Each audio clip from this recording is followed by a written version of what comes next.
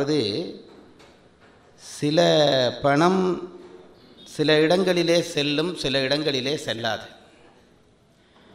பணத்துக்கு அந்த தன்மை ஒன்று இருக்கிறது. பணத்திலேயே செல்லாத பணம் என்றும் இருக்கிறது. செல்லாத காசு இருக்கிறது அல்லவா? செல்லாத காசுக்கு என்ன லட்சணம் என்று கேட்டால், செல்லாத காசை நாம் யாரிடமாவது கொடுத்தால் அவர்கள் திருப்பி நம்மிடமே கொடுத்து விடுவார்கள். அதுதான் செல்லாத காசினுடைய லட்சணம். பேச்சிலையும் அப்படி இருக்கிறது. செல்லாத பேச்சை நாங்கள் சபைக்கு கொடுத்தால் சில சபை அந்த வாங்கி பார்த்துவிட்டு இது செல்லாத பேச்சு என்று திரும்பி பேச்சாளனுக்கே கொடுத்து விடுவார்கள். இது ஒன்று. செல்லக்கூடிய பணமே சில சபையிலே செல்லாது. அதுக்கு எங்கள் ஐயா சொல்லுகிற உதாரணம், ஒரு குக்கிராமத்திலே ஒரு சின்ன கடை, ஒரு சில்லறை கடை, சின்ன கடை. ஒரு பெரிய கோடீஸ்வரர் அந்த வழியாக போனார். அவருக்கு ஏதோ ஒரு பொருள் வாங்க வேண்டியிருந்தது. அவருடைய பர்சிலே 2000 ரூபாய் தாளுக்கு குறைஞ்ச தாளே கிடையாது. அந்த கடையினுடைய ஒரு நாள் மொத்த வியாபாரமே ஒரு 25 ரூபாய் தான். இவர் அந்த பொருளை வாங்க நினைத்து 2000 ரூபாயை தூக்கி கொடுத்தார். அவன் அதை மாற்றுவானா? 25 ரூபாய் வியாபாரம் பண்ணுறவனால மாற்ற முடியுமா? ஐயா, இந்த பணம் செல்லாது என்று கொடுத்து விட்டான். இப்போ பாருங்கள், செல்லக்கூடிய 2000 ரூபாயும் அந்த இடத்தகுதியின்மையினால் செல்லாமல் போனது. அப்படி சில சபைகளிலே நாங்கள் செல்லாத காசை செலுத்துவோம், அதை திருப்பி தந்து விடுவார்கள். அது நமக்கே ஒரு இதாக வந்துவிடும். நீங்கள் கஷ்டப்பட்டு யாராவது குருட்டு பிச்சைக்காரனுக்கு கொடுத்தால் கூட அடுத்த நாள் எங்கேயாவது கடையில் போய் சாமான் வாங்குகிற பொழுது அந்த பணம் நம்ம கைக்கே வந்து சேர்ந்துடும். அதுதான் செல்லாத காசுக்கு லட்சணம். சில நேரத்திலே ரொம்ப பெரிய பெறுமதி உள்ள பொருளை சபைக்கு கொடுத்தாலும் சில சபை அந்த பெறுமதியை தாங்க முடியாமல் வாங்காது. சில்லறை கடைக்காரன் 2000 ரூபாய் செல்லாது என்று திருப்பி தருவது போல சில சபைகளிலே பெரும் விஷயத்தை கொடுத்தால் அதை வாங்க முடியாமல் நமக்கே திருப்பி தந்து விடுவார்கள். இதை போய் ஏன் கொடுத்தோம் என்று நாம் கவலைப்பட வேண்டி வரும். ஆனால் சேலம் மார்கழி சபை எத்தனை 1000 ரூபாய் கொடுத்தாலும் இங்கே செல்லுகிறது. எத்தனை 1000 ரூபாய் பெறுமதியான தாளை கொடுத்தாலும் மாற்றி அதை வாங்குகிற சபை என்கிற அந்த பெருமை இந்த சபைக்கு உண்டு. இது இன்னும் 1000 ஆண்டுகள் இந்த பெருமை இந்த சபைக்கு நீடிக்க வேண்டும் என்று நான் வாழ்த்துகிறேன். ஐயா இதுக்கு அத்திவாரம்தான். நீங்கள் தான் அதனுடைய மரம், கிளை, வேர் எல்லாம். அவர் அதற்கான வித்திடுகிறார். அதை விளைவிக்க வேண்டியது உங்களுடைய பொறுப்பு. அதை கூட வருகிற விருந்தினர்களாகிய நாங்கள் அடிக்கடி சொல்வது அநாகரிகமோ என்று படுகிறபடியால் அதை விவரிக்க நான் விரும்பவில்லை. இப்படி ஒரு சபை கிடைப்பது ரங்கராஜன் சொன்னது போலதான். இப்படி ஒரு சபை அமைவது என்பது ஏதோ ஒரு இந்த ஊரினுடைய பயன். இந்த பயனை எல்லோரும் பேணுங்கள் என்று உங்கள் தாழ் தொட்டு நான் கேட்டுக்கொள்கிறேன். மார்கழி மாதம் நம்முடைய மாதங்களுக்குள்ளே சிறந்த ஒரு மாதம். நான் பேச்சுக்கு வருவதற்கு முன்பு என்னை தயார்படுத்திக் கொள்கிறேன். இந்த மாதத்திலே விழா எடுக்கிறது என்ற எண்ணம் வந்ததே ஒரு சிறப்பு. அது பல பேருக்கு புரிந்ததோ புரியவில்லையோ எனக்கு தெரியவில்லை. ஐயா கூட இதை நினைத்து செய்தாரோ செய்யவில்லையோ எனக்கு தெரியவில்லை. திருவருள் கூட்டி இருக்கிறது. நம்முடைய தமிழர்கள், முன்பும் சொன்னேனோ என்னமோ தெரியவில்லை, நம்முடைய தமிழர்கள் உலகை 2ஆக பார்த்தார்கள். எல்லா விடயத்தையும் எடுத்துக்கொண்டால் உலகம் 2 பட்டு கிடக்கிறது. ஒரு பக்கம் செல்வம், ஒரு பக்கம் ஏழ்மை, ஒரு பக்கம் அறிவு, இன்னொரு பக்கம் அறியாமை, ஒரு பக்கம் ஞானம், ஒரு பக்கம் மூடம். இப்படியே உலகம் 2 பட்டே கிடக்கிறது. அதனால் இந்த உலகத்திற்கு நம்முடைய மூதாதையர்கள் ஒரு பெயரிட்டார்கள். இதற்கு மிஸ்ர பிரபஞ்சம் என்று பெயர். வடமொழியிலே இந்த உலகத்தை சொல்கிற பொழுது இதற்கு மிஸ்ர பிரபஞ்சம் என்பார்கள். மிஸ்ரம் என்றால் கலப்பு என்று அர்த்தம். சங்கீதம் படித்தவர்களுக்கு தெரியும், தாளத்திலே மிஸ்ர சாப்பு என்று ஒரு தாளம் இருக்கிறது. 2 தாளத்தை கலக்க வருகிற தாளம் அந்த தாளம். அதனாலே இந்த மிஸ்ர பிரபஞ்சத்திலே உலகத்திலே எல்லாம் 2 பட்டு கிடப்பதை நம்முடைய ஞானியர்கள் உணர்ந்து கொண்டார்கள். அப்படி உணர்ந்து கொண்டவர்கள் இந்த ரெண்டு பட்டு இருக்கக்கூடிய உலகத்தினுடைய தொடர்பை ஆராய்ந்த பொழுது ஒன்று தீமையாகவும் ஒன்று நன்மையாகவும் இருக்க கண்டார். செல்வம் நன்மை என்கிறோம், வறுமை தீமை என்கிறோம், அறிவு நன்மை என்கிறோம், மூடம் தீமை என்கிறோம். ஆனால் இரண்டும் கலந்துதான் இந்த உலகம் இருக்கிறது. இரண்டும் கலந்துதான் இருக்கிறது. கலந்திருக்கிறது என்றால் நல்லவன் கொஞ்சம் பேர் கெட்டவன் கொஞ்சம் பேர் சேர்ந்த உலகம் என்று நினைக்காதீர்கள். ஒருவனுக்குள்ளேயே நல்லதும் இருக்கிறது, கெட்டதும் இருக்கிறது. நாங்கள் குறிப்பிட்ட ஒருவரை பார்த்து அவர் ரொம்ப நல்லவர் என்று சொல்லுகிறோம் என்றால் அவரிடம் கெட்டதை விட நல்லது அதிகம் இருக்கிறது என்ற அர்த்தமே தவிர கெட்டதே இல்லை என்ற அர்த்தம் இல்லை. இதை புரிந்து கொள்ளுங்கள். எவரும் 100% நல்லவர் என்று ஒருவர் இல்லை, 100% கெட்டவர் என்றும் ஒருவர் இல்லை. நன்மை தீமை இரண்டும் ஒருவருக்குள்ளேயே கலந்திருக்கிறது. நான் என் கண்ணாலேயே ஒரு காட்சி கண்டேன். ஒரு நாள் ஒரு மதிய நேரம் ஒரு வீதி வழியாக நான் தனியே நடந்து போகிறேன். அப்படி நடந்து போய் கொண்டிருக்கிற பொழுது அது இந்த சின்ன பிள்ளைகளுக்குரிய பாடசாலை விடுகிற நேரம். அந்த பிள்ளைகள் 2 சின்ன பிள்ளைகள், ஒரு 5 வயது 6 வயதுக்கு உள்ளே இருக்கும் அந்த பிள்ளைகள். எனக்கு முன்னாலே அந்த 2 பிள்ளைகள் நடந்து போகிறார்கள். இந்த காட்சியை நான் பார்க்கிறேன். அந்த பிள்ளைகளுக்குள்ளே இருந்து ஒற்றுமை என் மனதை ஈர்த்தது. குழந்தைகளும் தெய்வங்களும் ஒன்றல்லவா? அதுகளுக்கு வஞ்சனையே இருக்காது. குழந்தையாகவே இருந்து விட்டால் ரொம்ப அதிர்ஷ்டசாலிகள். அப்போ அந்த குழந்தைகள் 2ஐயும் பார்க்கிறேன். ஒரு குழந்தை தன்னுடைய பையிலே கையை விட்டு ஒரு கடலை மிட்டாயை எடுத்து அதை பாதியாக உடைச்சு, இந்தா உனக்கு பாதி, அந்த குழந்தைக்கு கொடுக்கிறது. அதில் எந்த வஞ்சனையும் இல்லை அந்த குழந்தையிடம். இந்தா உனக்கு பாதி. அந்த பிள்ளை தன்னுடைய இதில் இது கொடுத்த உடனே அது தன் பாக்கெட்டில் கையை வச்சு ஒரு மிட்டாய் எடுத்து, இந்தா உனக்கு இந்த மிட்டாய்.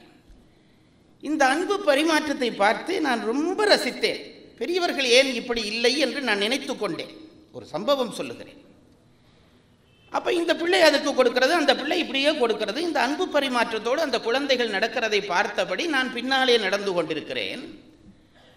திடீரென்று அந்த காட்சியிலே ஒரு மாற்றம் நிகழ்ந்தது. என்னவென்றால், அதற்கு முதல் நாள் மழை பெய்திருந்தது. இந்த சம்பவம் நடப்பதற்கு முதல் நாள் மழை பெய்திருந்தது. அந்த மழையிலே அந்த வீதியிலே ஓரத்திலே ஒரு புளியங்கொட்டை, உங்களுக்கு தெரியும் மழை பெய்தால் புளியங்கொட்டை வீதியோரங்களிலே முளைத்திருக்குமே, அந்த அப்படி விதை வெளியிலே தள்ளி 2 குறுத்து விட்டபடி ஒரு புளியங்கொட்டை முளைத்திருக்கிற. இந்த பிள்ளைகள் இப்படி போகிறார்கள், நான் கொஞ்சம் பின்னாலே போகிறேன். அந்த முன்னுக்கு ஒரு 10 அடி தூரத்திலே அந்த புளியங்கொட்டை முளைத்திருக்கிறது. இதை அந்த கடலை மிட்டாய் கொடுத்த பிள்ளை பார்த்தது. பார்த்த உடனே சொல்லிச்சு அந்த பிள்ளை, அதா பார் புளிய மரம், அது எனக்கு என்றுச்சு. அதோ பார் புளிய மரம், அது எனக்கு என்றுச்சு. இது சொல்லுகிற நேரத்திலேயே மற்ற பிள்ளையும் அந்த புளிய மரத்தை பார்த்துட்டுது. அந்த பிள்ளை சொல்லிச்சுது, இல்லை இல்லை நான் தான் பார்த்தேன், அது எனக்கு அந்த புளிய மரம் இருந்துச்சு. எந்த பிள்ளைகள்? இப்போ 5 நிமிஷத்துக்கு முதல் மிட்டாய் பரிமாறிக்கொண்ட பிள்ளைகள். இந்த பிள்ளைகள் சொல்லுது, இல்லை அது எனக்கு தான், இல்லை அது எனக்கு தான். 2 பேருக்கும் இடையிலே போட்டி வந்து இந்த முதல் சொன்ன பிள்ளை என்ன செய்தது? அந்த புளியங்கன்றை தனக்காக்க, அந்த புளியம் விதையை தனக்காக்க வேண்டும் என்ற விருப்பத்திலே, இல்லை அதை நான் உனக்கு தரமாட்டேன், எனக்கு தான் என்று அதை நோக்கி ஓடியது.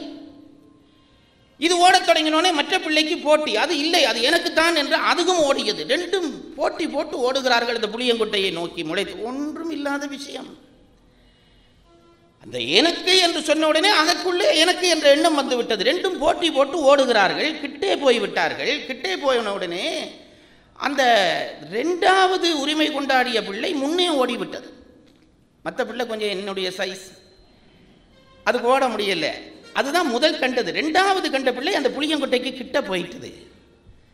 இப்போ இந்த முதல் பிள்ளை கண்ட பிள்ளைக்கு கோபம், நான் தானே முதல் கண்டேன், இது கிட்ட போய்விட்டாலே இவள் அதை பிடுங்க போகிறாளே என்று அந்த ஆணவ முனைப்பு. நான் பார்த்தேன் பாருங்கள், திடீரென்று அந்த பிள்ளை ஒரு வேகம் கொண்டு அதை கிட்டையில் குனிஞ்சு பிடுங்க போகுது.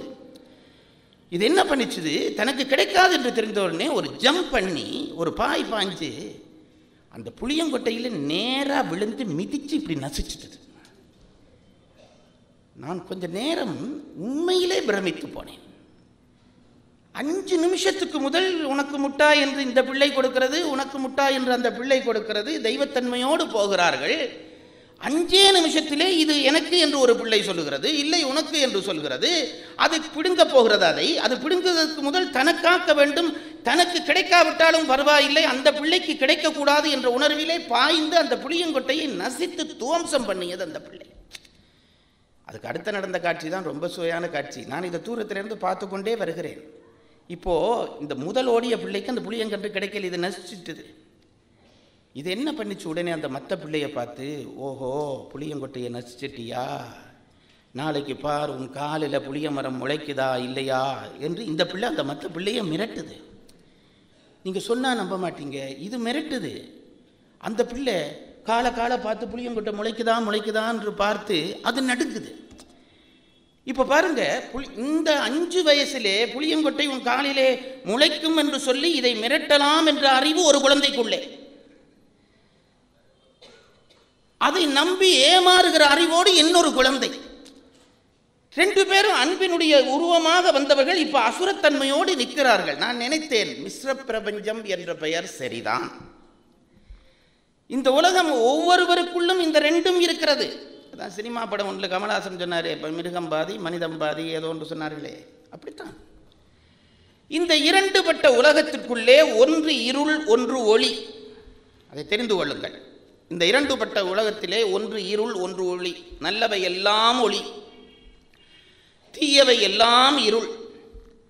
நம்முடைய வாழ்க்கை பயணம் எப்பொழுதுமே ஒளியிலே இருந்து இருள் நோக்கி நகர வேண்டும் என்று நம் பெற்றோர், இருளிலே இருந்து ஒளி நோக்கி நகர வேண்டும் என்று நம் பெரியவர்கள் நினைத்தார்கள்.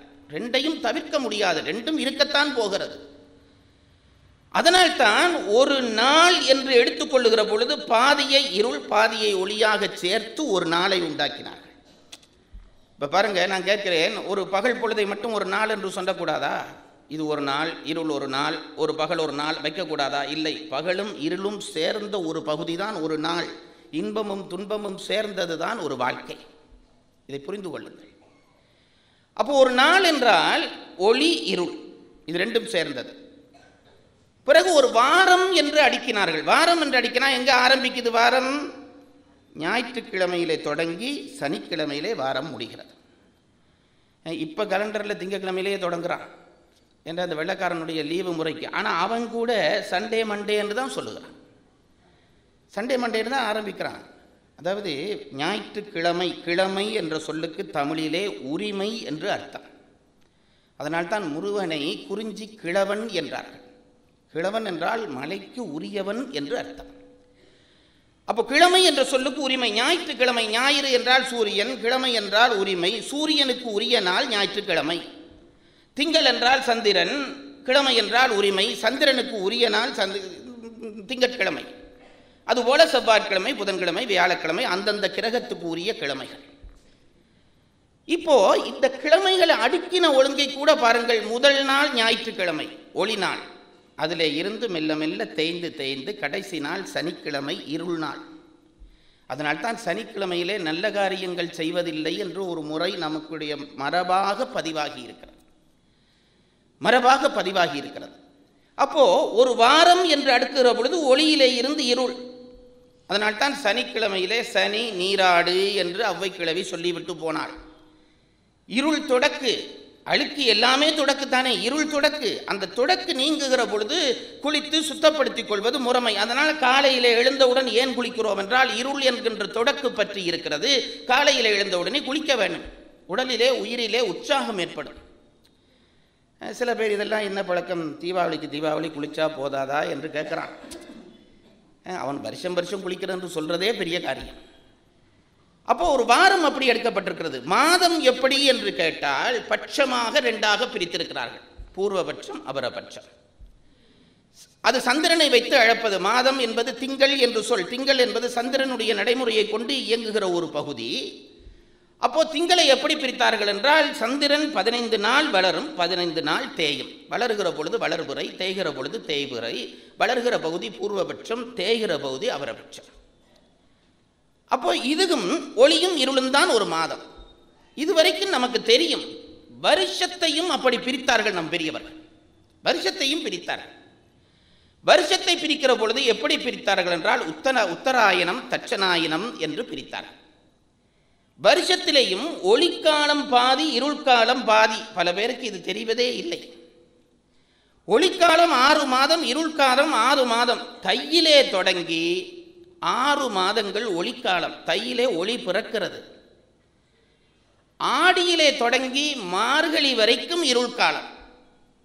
இதில் ரொம்ப ஒரு நுட்பமான விஷயம், சைவர்களாகிய நாங்கள் நம் பழைய விஷயங்களையே தெரிந்து கொள்வதில்லை. அதற்காக சொல்லுகிறேன். கிருஷ்ணன் தூதுக்கு போயிடுவேன், அதுக்கும் கூட இந்த தலைப்போடு தொடர்புண்டு.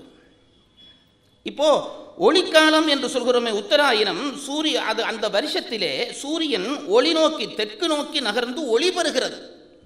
அதனால்தான் நல்ல காரியங்கள் எல்லாவற்றையும் அந்த தை மாதத்திலே இருந்து ஆரம்பிப்பதை ஒரு வழக்கமாக வைத்திருக்கிறோம். ஆடி மாதம் இருள் தொடங்குகிற மாதம். அதனால்தான் புதிதாக திருமணம் பண்ணின கணவன் மனைவி எல்லாம் பிரித்து வைக்கிறோம். சில மாமிமார் கோபத்தில் பிரித்து வைக்கிறார்கள், அது வேற. உண்மையிலே பிரித்து வைப்பதற்கு காரணம், அந்த காலத்திலே ஒரு பெண்ணினுடைய வயிற்றிலே கரு உண்டானால் அது நல்லியல்புகள் உள்ள பிள்ளையாக அந்த பிள்ளை இருக்காது. இருள் காலத்திலே ஜனிக்கிற பிள்ளை நல்ல பிள்ளையாக இருக்காது என்பதற்காகத்தான் அந்த மாதத்தை கழித்து வைக்கிறார். அப்போ நீங்க ஒன்றை நினைத்து பார்க்க வேண்டும், மார்கழிக்கு என்ன முக்கியத்துவம், அதை தெரிந்து கொள்ளுங்கள். கிருஷ்ண பரமாத்மா கீதையிலே சொன்னான், மாதங்களில் நான் மார்கழி ஆகிறேன் என்கிறான்.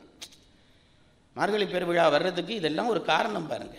மாதங்களில் நான் மார்கழி ஆகிறேன் என்கிறான் கண்ண பரமாத்மா. அப்போ இதை இருட்காலத்தினுடைய கடைசி பகுதி என்று வைத்துவிட்டு மாதங்களில் நான் மார்கழி ஆகிறேன் என்று கண்ணன் சொல்கிறானே, இதில் என்ன பொருத்தப்பாடு இருக்கிறது என்று கேட்கலாம்.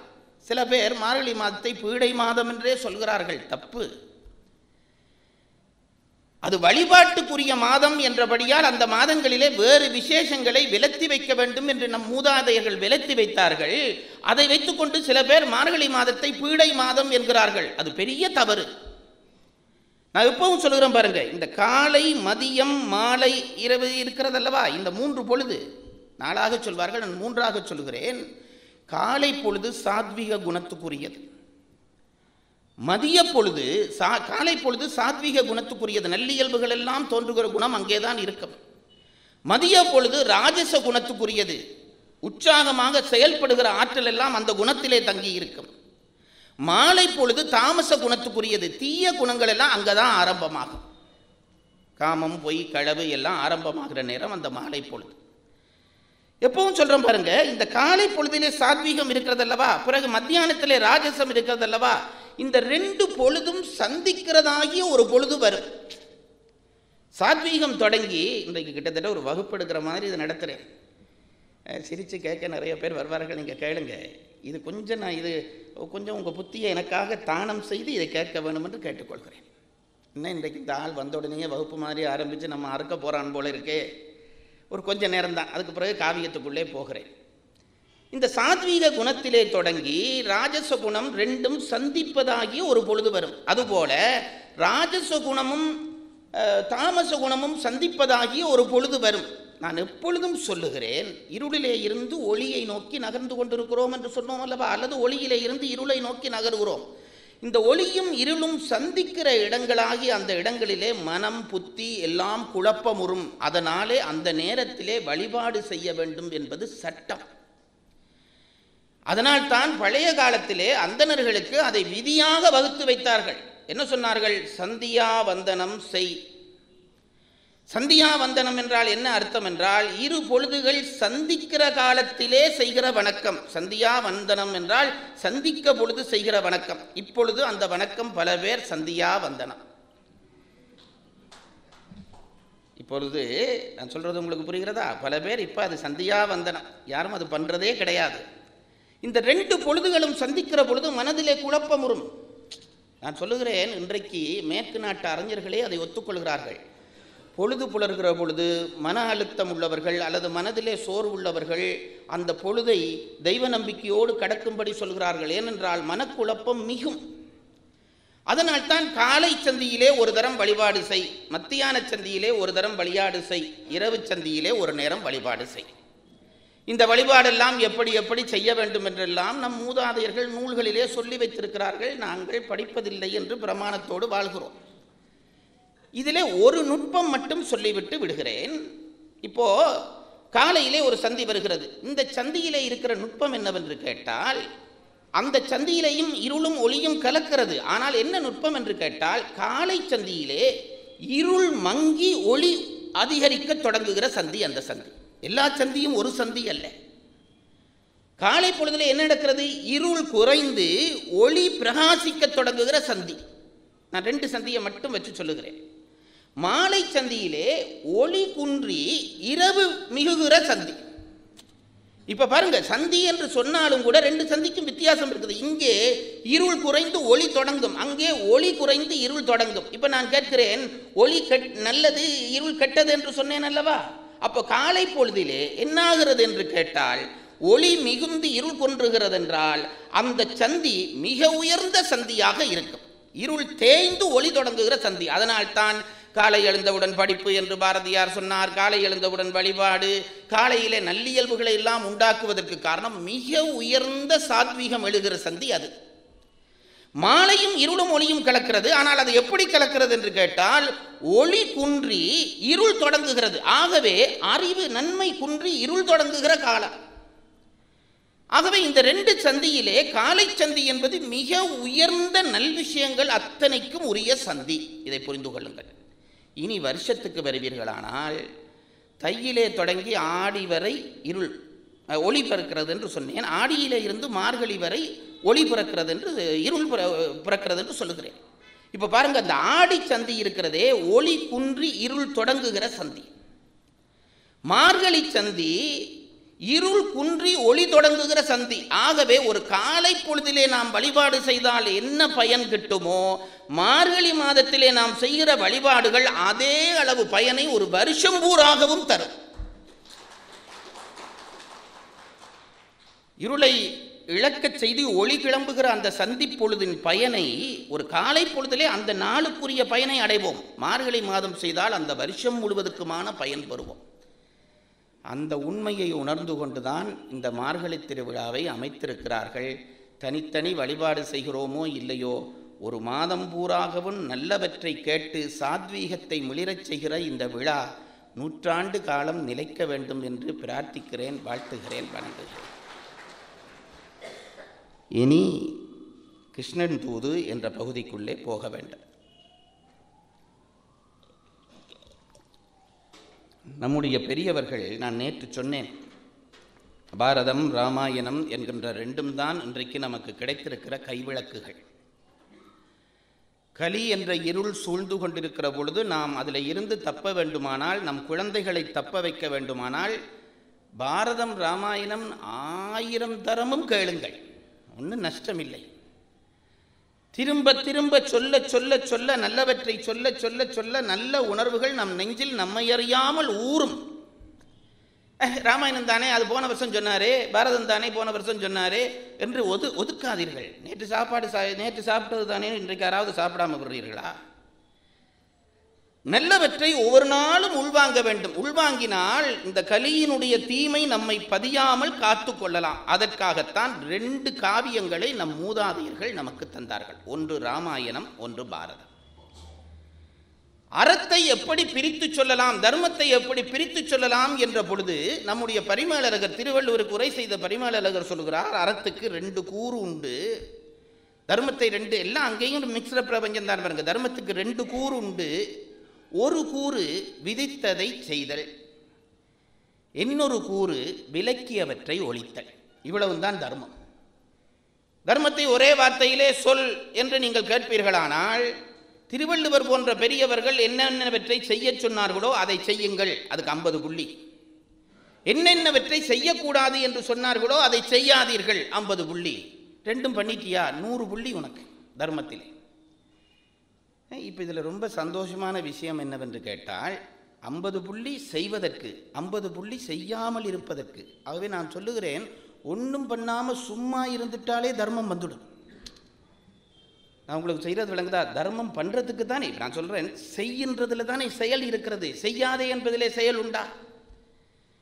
இப்போ நீங்கள் இதை எடுத்து தாருங்கள் என்று சொல்லுகிறேன், அப்போது செயல் இருக்கிறது, செயலுக்கு 50 மார்க்ஸ். ஒன்றும் பண்ணாமல் பேசாமல் இரு என்கிறேன், பேசாமல் இருக்கிறீர்கள், அங்கே செயல் உண்டா? செயல் இல்லை அல்லவா? செயல் இல்லாமல் இருந்தாலும் செய்வதனாலே வருகிற 50 புள்ளி செய்யாமல் இருக்க வந்துவிடும். அதனால சொல்லுகிறது, ரொம்ப தர்மம் முயற்சி பண்ணி செய்தால் செய்யுங்கள், செய்ய முடியாவிட்டால் சும்மா இருந்தாலே தர்மம் வந்துடும். பல பேர் அது முடியாமல் கஷ்டப்படுறான். நான் சொல்கிறது உண்டு, பல பேருக்கு தர்மம் நித்திரையில் தான் கிடைக்கிறது. என்ன, நித்திரை நேரத்திலே அவன் சும்மா இருக்கிறான், ஒன்றும் பண்ணுவதில்லை. ஒன்றும் பண்ணாமல் இருக்கிறதுனாலே அவனுக்கு தர்மம் வந்து சேருகிறது. அவன் ஒருத்தருக்கு தீமை நினைக்காம இருக்கிற நேரம் அந்த நேரம்தான். பல பேர் அதுலேயும் கனவு கண்டு மற்றவனுக்கு தீமை செய்வான். அதாவது கனவுலையாவது தீமை செய்ய நினைப்பான், பேசாமல். இப்போ பாருங்க, இந்த 1 மணி நேரம் நீங்கள் பேச்சு கேட்குறீங்களே, இந்த 1 மணி நேரம் நீங்கள் சும்மா இருக்கிறேன்னு வைங்க. வீட்டில் எங்கேயாவது வேலை, இப்போ எத்தனை அட்டூழியம் பண்ணுவோம். அவன் சரியில்லை, இவன் கெட்டவன், அவனுக்கு அடிக்க வேணும், இவனுக்கு இருக்கணும், இவன் எனக்கு கொடுத்ததை தரையில்லை. எத்தனை பேர் மற்றவர்களை புறம் சொல்வோம், மற்றவர்களை பார்த்து பொறாமைப்படுவோம். இப்போ பாருங்கள், இந்த 1 மணி நேரம் நன்மை செய்கிறோமோ இல்லையோ, பேச்சு உள்ளே போகுதோ இல்லையோ அதை விட்டுருவோம். பேச்சு உள்ளே போகுதோ இல்லையோ அது எப்படியும் போகும், அது வேற கதை. நீங்கள் விளங்கி நாளைக்கு சொல்ல வேணும்ன்றது இல்லை, உள்ளுக்கு போகும், சுத்தப்படுத்தி கொண்டே இருக்கும். அதுதான் இந்த பேச்சினுடைய பயன். நான் முந்தி சொல்லி இருக்கிறேன். ஒரு கிழவி ராமாயணம் பேச்சு கேட்க போகிறாள். வேலை செய்கிறவள் வேலைக்கு போனால் ராராவாக வாரியார் பேச்சு கேட்டுட்டு அடுத்த நாள் காலையில் போய் வேலை செய்கிறதுல கொஞ்சம் சோர்வு காட்டினாள். முதலாளிக்கு கோபம் வந்தது. இங்கே வா, என்ன ஒவ்வொரு நாளும் சோர்வாக இருக்கிறாய், வேலை செய்கிறாய் இல்லை, ஏன் செய்கிறான்னு இந்த கிழவி சொல்லிச்சு. வாரியார் பேச்சு கேட்க போனேன். இவனுக்கு ஒரு சிரிப்பு, இந்த முதலாளிக்கு. ஏன்னா இது ஒன்றும் படிக்காத கிழவி, இது என்ன வாரியார் பேச்சு கேட்க, வாரியார் பேச்சு கேட்குறியா, என்ன பேசுகிறாருன்னு கேட்டுதான். இவன் கிழவி சொல்லிச்சுது, ராமாயணம் பேசினார் கேட்டேன். அப்படியா, ராமாயணம் கேட்டியா, நல்லா சொன்னாரா, நல்லா சொன்னார், என்ன சொன்னார் இவன் கேட்டான். இவன் வேணும் குசும்புக்கே கேட்குறான், என்ன சொன்னார். கிழவி சொல்லிச்சு, நல்லா சொன்னார். நல்லா சொன்னது சரியா பாட்டி, என்ன சொன்னார் சொல்லு. அதான் சொல்கிறேனே, நல்லா சொன்னார். இவனுக்கு கோபம் வந்துட்டு, நல்லா சொல்கிறேன்னு பேச்சே பேசப்படாது, என்ன சொன்னார் தம்பி, அதெல்லாம் எனக்கு திருப்பி சொன்னால் நான் வாரியார் ஆகிருவேனே. திருப்பி சொல்ல முடியுமாட்டா, நான் வாரியார். நல்லா சொன்னார், அவ்வளவுதான். இவன் சொன்னான், பாட்டி அங்கே போய் நீ ஒன்றும் கேட்டு உனக்கு திருப்பி சொல்ல தெரியல, வீணா போய் அங்கே இருந்து ராராவா அதை பேச்சு கேட்டுட்டு இங்கே வந்து தூங்குறியே, இது நியாயமா? அதை விட நீ அங்கே போகாமல் வேலையாவது ஒழுங்காக செய்யலாமே, இது நீ போய் என்ன பையன் என்று கேட்ட பொழுது அந்த கிழவி இவன்கிட்ட பக்கத்தில் இருந்து அந்த மண்ணல்ற கூடை இருந்துதான், சேறு படிஞ்சு அந்த கூடை இருந்தது. இந்த கூடையை தூக்கி இவன்கிட்ட கொடுத்து, தம்பி இந்த கூடையில் கொஞ்சம் இந்த ஆற்றுல தண்ணி அள்ளு இருந்துச்சு தான். இந்த கிழவி மாதிரி பொல்லாத ஆட்கள். கூடையில் தண்ணி எல்லணுன்னு இவனுக்கு ரொம்ப ஆச்சரியம். கூடையில் தண்ணி எல்ல முடியுமா பாட்டி, கூடையில் தண்ணி எல்ல முடியுமா? நீ ஒன்றும் பண்ணாத, நீ அள்ளு. இவன் 5-6 தடவை அந்த தண்ணியை அப்படி முக்கி எடுத்தான் கூடையை. தண்ணி நிற்க இல்லை. இப்போ இவன் வந்து சொன்னான், பாட்டி கூடையில் தண்ணி நிற்காதேன்டான். இப்போ கிழவி சொல்லிச்சு, கூடையில் தண்ணி நிற்க இல்லையே தவிர நீ கூடை எடுக்கிற பொழுது எப்படி இருந்தது, அழுக்கா சேரா இருந்தது. இப்போ 5 தடவை முக்கி எடுத்தியே, இப்போ பார் கூடை சுத்தமாயிட்டுதா இல்லையா? அதுபோல வாரியார் பேச்சு எனக்குள்ள நிக்காட்டியும் பரவாயில்லை, அதை கேட்டு கேட்டு என் உள்ளம் சுத்தமாகுது என்று சிக்கலை. அவ்வளோதான் பாருங்க, கேட்க கேட்க கேட்க உள்ளம் சுத்தமாகும், அதை நம்புங்க. அப்போ இந்த 1 மணி நேரம் நீங்கள் ஒன்றும் பண்ண இல்லை, ஒரு செயலும் பண்ண இல்லை. இப்போ நானாவது பேசிக் கொண்டிருக்கிறேன், நீங்கள் ஒரு வேலையும் பண்ண இல்லை. ஆனால் இந்த 1 மணி நேரமும் நீங்கள் கெட்டதை நினைக்கவே இல்லை. வாழ்க்கையில் இப்படி 1 மணி நேரம் நீங்கள் கெட்டதையே நினைக்காத 1 மணி நேரம் நீங்கள் எனக்கு வீட்டிலேருந்து எடுத்துக்காட்டுங்க பார்க்கலாம். 1 மணி நேரம் நீங்கள், நான் சொல்கிறதுக்காக ஒரு பரிசோதனையே செய்யுங்க. நாளைக்கு ஸ்டாப் வாட்சை வச்சுட்டு 1 மணி நேரம் கெட்டது நினைக்கிறது இல்லைன்னு முடிவு பண்ணி உட்கார்ந்து பாருங்க. அப்படி முடிவு பண்ணாலே கெட்டதாகத்தான் நினைப்பு வரும். ஒரு வைத்தியர் ஒருவனுக்கு மருந்து கொடுத்தார். ஒரு தமிழ் வைத்தியர் மருந்து கொடுத்தார். இவன் கேட்டான், என்ன பத்தியம்னு கேட்டான். இந்த வைத்தியர் சும்மா இருந்திருக்கலாம். வைத்தியர் சொன்னார், இந்த மருந்து குடிக்கிற பொழுது குரங்க நினைக்கப்படாது என்றார். இந்த மருந்தை குடிக்கிற பொழுது குரங்க நினைக்கப்படாது. மருந்து குடிக்கிறவன் ஏன் சார் குரங்க நினைக்க போறான்? இவர் சும்மா இருக்காம மருந்து குடிக்கிற போது குரங்க நினைக்கப்படாது என்று சொல்லி, பத்தியம் இதாண்டா பத்தியம், மருந்து குடிக்கிற பொழுது குரங்கு நினைக்காதே என்று சொல்லி கொடுத்தோன்னே இவன் ஒவ்வொரு தரமும் மருந்தை எடுத்தா குரங்கு தான் ஞாபகத்துக்கு வருது. இவர் சொல்லாமல் இருந்திருந்தா அவன் குரங்கு நினைக்கிறதுக்கு சான்ஸே இல்லை. இப்போ அதுபோல நான் சொல்றேன், நாளைக்கு நீங்க 1 மணி நேரம் கெட்டதை நினைக்கிறது இல்லைன்னு இருந்து பாருங்க, கெட்டதாகவே வரும். இப்போ இந்த 1 மணி நேரம் நீங்க இருக்கிறீர்களே, சும்மா இருந்தீர்கள், தர்மம் சேர்ந்து விட்டது. சும்மா இருக்க தர்மம் சேர்ந்து விடும். பழனியப்பன் சாருக்கு ஏன் பாராட்டுது என்று கேட்டால், இத்தனை 1000 பேரை 1 மணித்தியாலும் தர்மம் சேர்க்க வைத்திருக்கிறார். இது ஒரு விளையாட்டுத்தனமான பாராட்டு என்றாலும் இதற்குள்ளே சத்தியம் உண்டு. 1000 பேர் 1 மணி நேரம் தர்மம் செய்கிறார்கள். ஒன்றும் செய்யாமல் இருப்பது என்பது தர்மம்தான். கெட்டதுகளை ஒழித்திருப்பது என்பது தர்மம்தான்.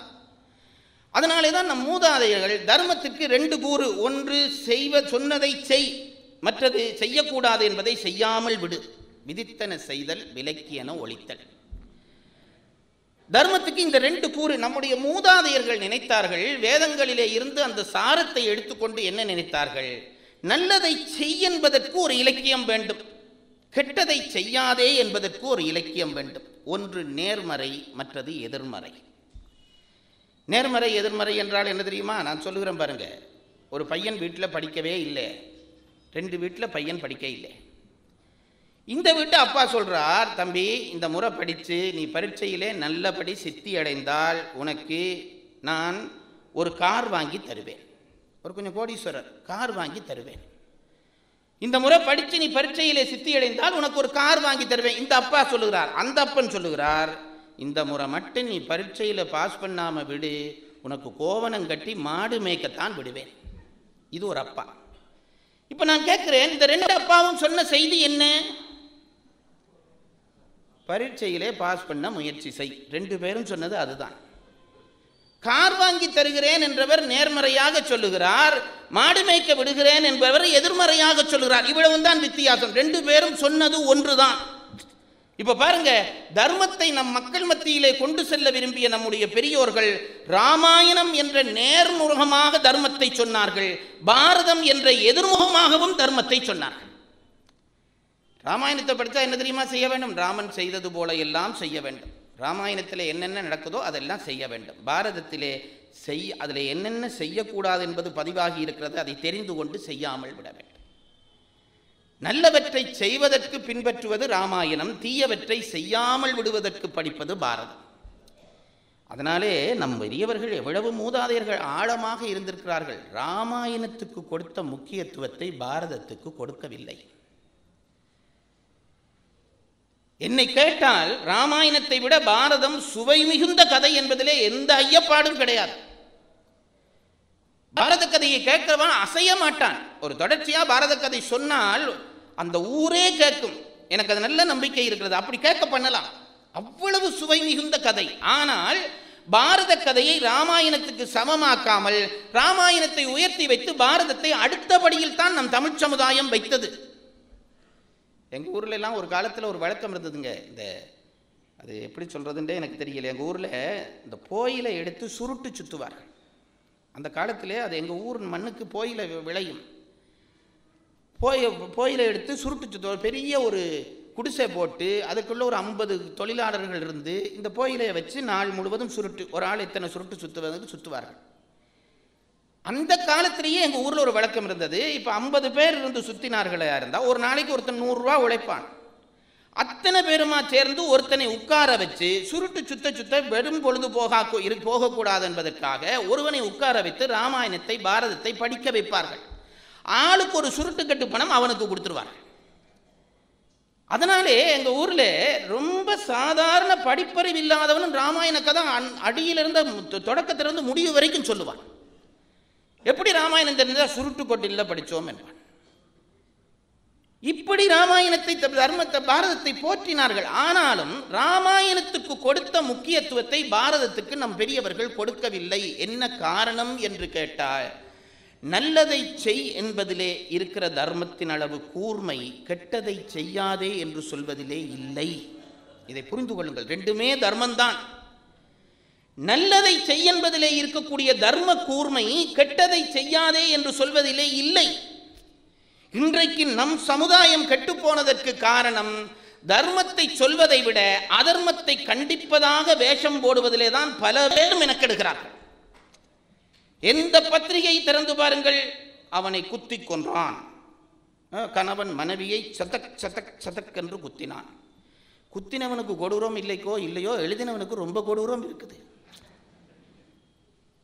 அதாவது அந்த அவன் வக்கிரம் வார்த்தையிலே புறப்படுது சார்.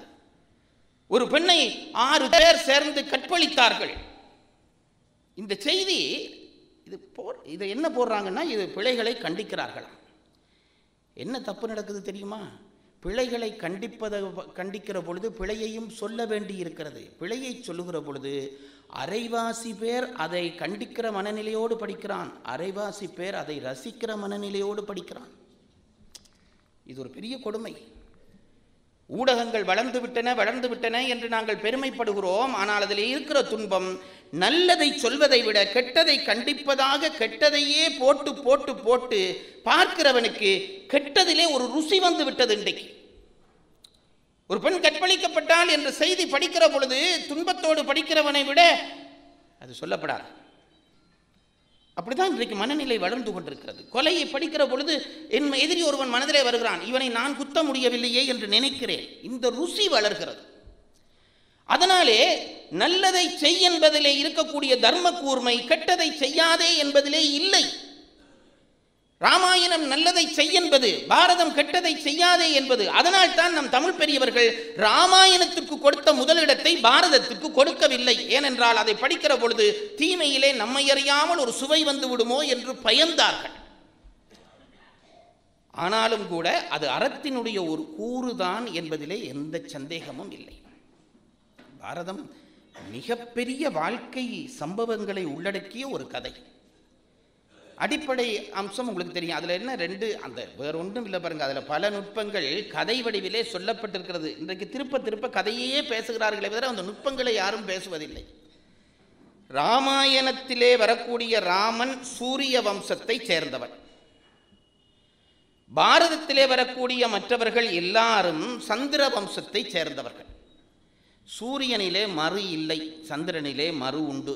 இதிலேயே அந்த நுட்பம் பதித்து வைத்தார். சூரியனிலே குற்றமே கிடையாது. ஆகவே சூரிய வம்ச கதையிலே குற்றம் இல்லை படி என்று அர்த்தம். இந்த கதையை சொல்கிற பொழுது சந்திர வம்ச கதை என்று சொன்னார்கள். சந்திர வம்சம் தேய்ந்து வளர்கிற வம்சம், அங்கே மறு உள்ள வம்சம். அதை மறைமுகமாக சொல்லி இது கெட்டதை செய்யாதே என்பதற்கான கதை என்பதை அந்த வம்ச வித்தியாசத்திலேயே நம் பெரியவர்கள் காட்டிவிட்டு போனார்கள். அதை நாம் புரிந்து கொள்ள வேண்டும். இதிலே பாரத கதையிலே கடவுளே ஒரு பாத்திரமாக வருகிறான், கண்ணனே ஒரு பாத்திரமாக வருகிறான். அதில் என்ன விசேஷம் என்றால், பாரதம் படிக்கிற அத்தனை பேரும் சகுனியை எந்த அளவுக்கு வெறுப்பார்களோ அந்த அளவுக்கு பல பேர் கிருஷ்ணனையும் வெறுக்கிறார்கள். இது நான் சொல்லித்தான் ஆகவன். கிருஷ்ணனையும் வெறுக்கிறார்கள். ஏனென்றால் நடுநிலையோடு படிக்கிறார்களாம். படிக்கிற பொழுது அவர்கள் என்ன சொல்கிறார்கள் என்றால், சகுனி என்னென்ன செய்தானோ அப்படித்தானே கிருஷ்ணனும் செய்தான், அவனும் சூழ்ச்சி தானே பண்ணினான். பல பேருடைய அபிப்பிராயம். சகுனி, பாரத கதையிலே சகுனியினுடைய வேலை தெரியும். அவன் ஒரு 21 சகோதரர்களோடு பிறந்தவன். ஒரு முறை அவர்கள் ஏதோ தவறு செய்து விட்டார்கள் என்பதற்காக துரியோதனன் முதலியோர் அவர்களை சிறையில் அடைக்கிறார்கள். தந்தையையும் 21 பிள்ளைகளையும் சிறையில் அடைக்கிறார்கள். 21 பேருக்கும் ஒரு நாளைக்கு ஒருவனுக்குரிய உணவு மட்டும் கொடு என்று கட்டளை. அவர்கள் அந்த 21 பேரும் மகா அறிவாளிகள். நான் இப்பவும் சொல்றேன் பாருங்க, அறிவாளியிலே நல்லவனும் உண்டு கெட்டவனும் உண்டு. அப்போ இந்த அறிவாளிகளாகி இவர்கள் யோசித்தார்கள், துரியோதனன் எங்கள் குடும்பத்தை அத்தனை ஒரு ஆள் உணவை 21 பேர் பகிர்ந்து தின்றால் எத்தனை நாளைக்கு உயிர் வாழலாம்? எல்லோரும் அழிய போகிறார்கள். அந்த குடும்பம் எல்லாரும் புத்திசாலிகள் என்றபடியால் யோசித்தார்கள், ஒன்றும் பண்ண வேண்டாம், இதை எல்லாரும் சாப்பிட்டு எல்லாரும் சாகிறதை விட நாங்கள் 20 பேர் சாகுறோம், ஒருத்தன் மட்டும் இதை சாப்பிட்டு உயிரோடு இருந்து எப்படியாவது துரியோதனன் சந்ததியை அழிக்க வேணும் என்று முடிவு பண்ணினார்கள். சகுனியை வச்சுட்டு 20 பேரும் செத்துட்டான். இவன் ஒருத்தன் மட்டும் சாப்பிட்டு சந்தர்ப்பம் பெற பொழுது மாமனாக வந்து சேர்ந்து கொண்டான் என்பது பாரதம் பற்றி சொல்லப்படுகிற ஒரு கதை. அதனால என்ன பண்ணினான், தொடர்ந்து தீமை செய்தான். நன்மை செய்பவன் போல தீமை செய்தான். துரியோதனுடைய வீழ்ச்சிக்கான பாதையை போட்டவன் சகுனி தான். நீங்க நினைச்சு பார்த்தா அங்கங்க சூழ்ச்சி என்னென்ன பண்ண வேணுமோ பண்ணுவான். அதற்கு எதிரான சூழ்ச்சி அத்தனையும் இந்த பக்கத்திலே இருந்து பண்ணின பயல் நம்ம கிருஷ்ணன். உரிமையினாலே பயல் என்று சொல்லுகிறேன், அவன் வைஷ்ணவர்கள் இருந்தால் கோவிக்கப்படாது. அப்போ நமக்கு என்ன செய்கிறது, அந்த பக்கத்திலே அவன் சூழ்ச்சி செய்கிறான், இந்த பக்கத்திலே இவன் சூழ்ச்சி செய்கிறான். 2 பேரும் சூழ்ச்சி தானே ஐயா பண்ணினார்கள்? இல்லை, அதை முதல் புரிந்து கொள்ளுங்கள். நான் எப்பவும் சொல்லுகிறேன் பாருங்கள், உலகத்திலே ஒருவன் தர்மம் மீறி ஒரு கெட்டவன் இயங்கத் தொடங்கினால் ஏதோ ஒரு வகையிலே இயற்கை அவனுக்கு எதிரான சூழ்ச்சியை செய்து அவனை வீழ்த்தும். இதை புரிந்து கொள்ளுங்கள். எவனாவது ஒருவன் எவ்வளவு வலிமையோடு இருந்தும் கெட்டதை செய்வானானால் அவனுக்கு எதிரான ஒரு செயலை இயற்கை ஏதோ வடிவிலே கொண்டு வந்து புகுத்தும். ஹிட்லரை கண்டு 2ஆம் உலக யுத்தத்திலே உலகம் நடுங்கியது. தொலைந்தோம் என்று நினைத்தார்கள் எல்லாரும். அவன் பாருங்க, படையெடுத்து ரஷ்யாவுக்குள்ளே போகிறான், பனிக்காலத்திலே போனான், அத்தனை பேரும் செத்தார்கள், வீழ்ச்சி தொடங்கி. இப்போ அந்த பனி எது? அந்த பனி எது? கடவுள் தான், கிருஷ்ண பரமாத்தான் அந்த பனி. இயற்கை சூழ்ச்சி செய்து அவனை வீழ்த்தியதல்லவா? நீங்க எங்கும் பாருங்க, கெட்டவன் வலிமையோடு இருப்பதாகத்தான் காட்சி இருக்கும், ஆனால் நல்லவன் மெலிந்தவனாகத்தான் இருப்பான். ஆனால் இந்த நல்லவன் கெட்டவனை வீழ்த்துவான். எப்படி வீழ்த்துவான் என்றால், இயற்கை அவனுக்கு சப்போர்ட் பண்ணும், அவனுக்கு துணை செய்யும். துணை செய்த இடத்திலே அந்த இயற்கையினுடைய சூழ்ச்சி கெட்டவனை வீழ்த்தும். அதனால் தானே நான் எப்பவும் கேட்குறேன் பாருங்க, இப்போ எல்லாரும் என்ன சொல்கிறோம்? கெட்டது அதிகரிச்சுட்டு சொல்கிறோம். ஒரு நாளும் கெட்டது அதிகரிக்காது. இன்றைக்கும் உலகத்தில் நன்மைதான் அதிகமாக இருக்கிறது. நான் 100% அடித்து சொல்லுவேன். நன்மையை விட தீமை என்றைக்கு உலகத்திலே அதிகமாகிறதோ அன்றைக்கு இந்த உலகம் அழிந்து போகும். எழுதி தருவேன். இன்றைக்கும் உலகம் அழியாமல் இருக்கிறது என்றால் கெட்டவர்களை விட நல்லவர்கள் தான் அதிகம், அதில் சந்தேகமே இல்லை. ஆனால் கெட்டவர்கள் வெளிப்பட்டு தெரிவார்கள், நல்லவர்கள் தெரிய மாட்டார்கள். இப்போ ஊரில் ஒரு குடிகாரன் இருக்கான் பாருங்க, இவ்வளோ பேர் அமைதியாக இருக்கீங்க, ஒன்று ஒரு குடிகாரன் வந்து, டேய் ஜெயராஜ் நிப்பாட்டு, ஜெயராஜ் தெரிந்த அத்தனை பேருக்கும் அடுத்த நாள் அவன் தெரிய வந்துடுவானா இல்லையா? இவ்வளவு முயற்சி பண்ணி அது எப்பவும் இதுதான் பாருங்க. ஒரு கெட்டவன் தன்னை உலகத்துக்கு தெரியப்படுத்திக் கொள்வான், நல்லவர்கள் தெரியப்படுத்த மாட்டார்கள். அதனாலே கெட்டவர்களே காட்சிக்கு வருவதால் உலகத்திலே கெட்டவர்கள் தான் அதிகம் என்று நாங்கள் நினைக்கிறோம். இல்லை, நல்லவர்கள் நிறைய பேர் இருக்கிறார். நல்லவர்கள் இல்லாமலா இந்த மார்கழி பெருநாளிலே இங்கே வந்து உட்கார்ந்திருப்பீர்கள்? ஆகவே உலகத்திலே நல்லவர்கள் எப்பொழுதும் அதிகமாகவே இருப்பார்கள், அதில் எந்த சந்தேகமும் இல்லை. அப்போ என்ன செய்யும் என்றால், இயற்கை கெட்டவனை வாழ விடாது, வாழுகிறது போல பண்ணி வீழச் செய்யும். நான் இன்றைக்கு நினைக்கிறது உண்டு, பல இடங்களிலே சொல்லியும் இருக்கிறேன். நான் பெயர் சொல்ல விரும்பவில்லை. ஊழல் செய்து, களவு செய்து, பொய் செய்து, கொலை செய்து, பணத்தை சம்பாதித்து, லஞ்சம் வாங்கி பணத்தை சம்பாதித்து கோடீஸ்வரனாக இருக்கிற ஒருவன் கூட ஒரு சபைக்கு வந்துவிட்டால் நான் தர்மமாக வாழ்ந்ததால் வாழுகிறேன் என்று தானே சொல்லுகிறான், அப்படித்தானே பேசுகிறான். நீ களவெடுத்து தானே பணம் சம்பாதித்தாய், கொள்ளை எடுத்து தானே சம்பாதித்தாய், ஊழல் செய்து தானே சம்பாதித்தாய். எவனாவது அப்படி சம்பாதித்த ஒருவன் ஊழலினால் தான் நான் என்று வாழ்கிறேன், மக்களே நான் ஊழலினால் வாழுகிறேன் என்று சொல்லுகிறானா? இல்லை, தன்னையும் ஒரு சத்தியவான் போல காட்ட விரும்புகிறான். களவுல தானே வென்ற, ஏன் களவை உன்னால சொல்ல முடிய இல்லை? அதுதான் தர்மத்தினுடைய வெற்றி. நீ எவ்வளவு பொய்யனாக இருந்தாலும் உண்மையனாக காட்ட விரும்புகிறாய் அல்லவா? உன்னுடைய உள்ளத்திலே உன்னை பொய்யன் என்று ஒத்துக்கொள்ள முடியவில்லை அல்லவா? அதுதான் தர்மத்தினுடைய வெற்றி. அதை புரிந்து கொள்ளுங்கள். என்றைக்கு ஒருவன் மேடை ஏறி நான் களவினாலே வாழ்கிறேன், பொய்யினாலே வாழ்கிறேன், என்னுடைய குடும்பமே கொலை செய்து வாழ்கிறது என்று சொல்ல துணிகிறானோ அன்றைக்கு உலகம் அழிந்துவிடும். இன்றைக்கு வரைக்கும் ஏவனும் அப்படி சொல்ல துணியவில்லை. தன்னை நல்லவனாக காட்டுகிற முயற்சி செய்து கொண்டே இருக்கிறார்கள். கெட்டவன் கூட அதைத்தான் செய்கிறான். அதனாலே நன்மை வென்று கொண்டிருக்கிறது என்பதற்கு அது ஒன்றே பிரமாணம். அப்போ இந்த கெட்டவனை நன்மை என்ன செய்யும் என்று கேட்டால், தர்மம் என்ன செய்யும் என்று கேட்டால், திருவள்ளுவர் சொன்னார், அது ரொம்ப அற்புதமா சொன்னார். ஒன்றும் இல்லை, என்பில் அதனை வெயில் போல காயுமே அன்பில் அதனை அறம். ஒரு திருக்குறள். என்பில் அதனை வெயில் போல காயுமே அன்பில் அதனை அறம். என்னையா அது என்ன குறள், என்ன சொல்லுது? ஒன்றுமில்லை, எலும்பில்லாத புழுவை வெயில் வந்து சுட்டு கொள்வது போல அன்பில்லாதவனை அறம் வந்து சுட்டு கொல்லும். இதுதான் குறள். புத்தாண்டு டைரியில எழுதி வச்சுக்கொள்ளுங்கள். ஒரே செய்தி பாருங்க. என்பில்லாத புழுவை வெயில் சுட்டு அழிப்பது போல அன்பில்லாதவனை அறம் சுட்டு அழிக்கும். அன்பில்லாதவன் என்று சொன்னால் தர்மம் இல்லாதவன் என்றுதான் அர்த்தம். அன்பில்லாதவனை வெயில் வந்து சுட்டு அழிக்கும். இதற்கு பரிமேலழகர் ரொம்ப கஷ்டப்பட்டு உரை எழுதுகிறார். என்ன சொன்னார்? இப்ப புழுவை வெயில் சுடுகுது என்று சொல்கிறோமே, இப்ப நான் ஒரு கேள்வி கேட்கிறேன். வெயில் வருகிறது, வெயில் வருகிற பொழுது வெயிலுக்கு நோக்கம் இன்றைக்கு ஒரு 10 புழுவை சுட வேணும் என்று வெயில் வருமா? வெயில் வருகிற பொழுது இன்றைக்கு 10 புழுவையாவது சுட்டு கொள்ள வேணும் என்ற எண்ணத்திலே வெயில் வருமா? வெயிலுக்கு புழுவை சுடுகிற நோக்கமே கிடையாது. வெயில் ஒளி உள்ளது, அது தானாக வரும். இந்த புளி இருக்குது பாருங்க, இருட்டில் இருக்கிற புழு வெளிச்சத்தை கண்டோனே தானா போகும் வெளிச்சத்தை நோக்கி. வெளிச்சம் இதை நோக்கி வர்றதில்லை. புழு எங்கே இருக்கும்? சேரில் இருட்டில் தானே புழு இருக்கும். வெயிலை கண்ட உடனே அது தானா வெளியில் வந்து அந்த வெயிலாம் விட்டு தானா செத்துப்போம். அப்படித்தான் தர்மம் அதர்மம் உள்ளவனை அழிக்க வருவதில்லை. அதர்மம் உள்ளவன் தர்மத்தை தேடி போய் அழிந்து போகிறான். இங்க பாருங்க, ராமன் ராவணனை தேடி போனானா? ராமாயணத்தில் ராமன் ராவணனை தேடி போனானா? அவன் பாவம் 10 ஆண்டு ஒரு டூர் போகலாம்னு வந்தவன். அம்மா சொல்லிட்டாண்டு வந்துட்டான். 14 ஆண்டு வந்தான். எங்கேயோ இருந்த ராவணன் கடல் தாண்டி வந்து சூர்பனகை சீதையை கொண்டு போய் சீதையை கொண்டு போய் அந்த புழு இந்த வெயிலை இலங்கைக்கு கூப்பிட்டுச்சு. அந்த புழு இந்த வெயிலை இலங்கைக்கு கூப்பிடுச்சு. பாருங்க, எங்கேயும் அப்படித்தான். தர்மத்துக்கு அதர்மத்தை அழிப்பது நோக்கம் இல்லை. அதர்மம் தர்மத்தை கண்டா சும்மா இருக்காது, வலிய போய் கொழுவி செத்துப்போம். அதில் இன்னொரு உரை சொன்னார் பரிமளகர், ரொம்ப ரசிச்சேன் பாருங்க. இப்போ வெயில் புழுவை அழிக்கிறது என்று வையுங்க. வெயிலுக்குள்ளே 2 தன்மை உண்டு. ஒன்று, வெயிலுக்குள்ளே ஒளித்தன்மை உண்டு, வெப்பம் உண்டு. இது 2 சேர்ந்தது தானே வெயில். ஒளியும் வெப்பமும் சேர்ந்தது தானே வெயில். இப்போ புழுவை வெயில் சுடுகிறது என்றால் இந்த ஒளி சுடுகிறதா வெப்பம் சுடுகிறதா?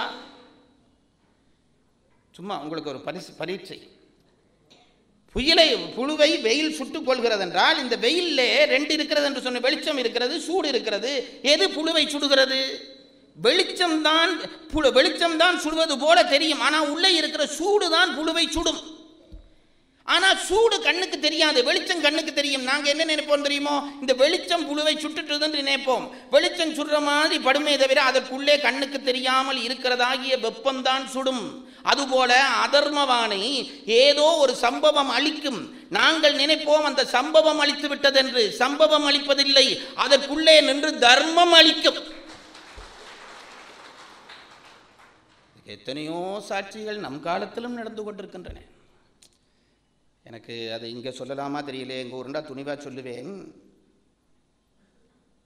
எங்கள் ஊரில் நடந்த ஒரு சம்பவம் சொல்கிறேன் பாருங்கள். எங்கள் ஊரில் நடந்தது.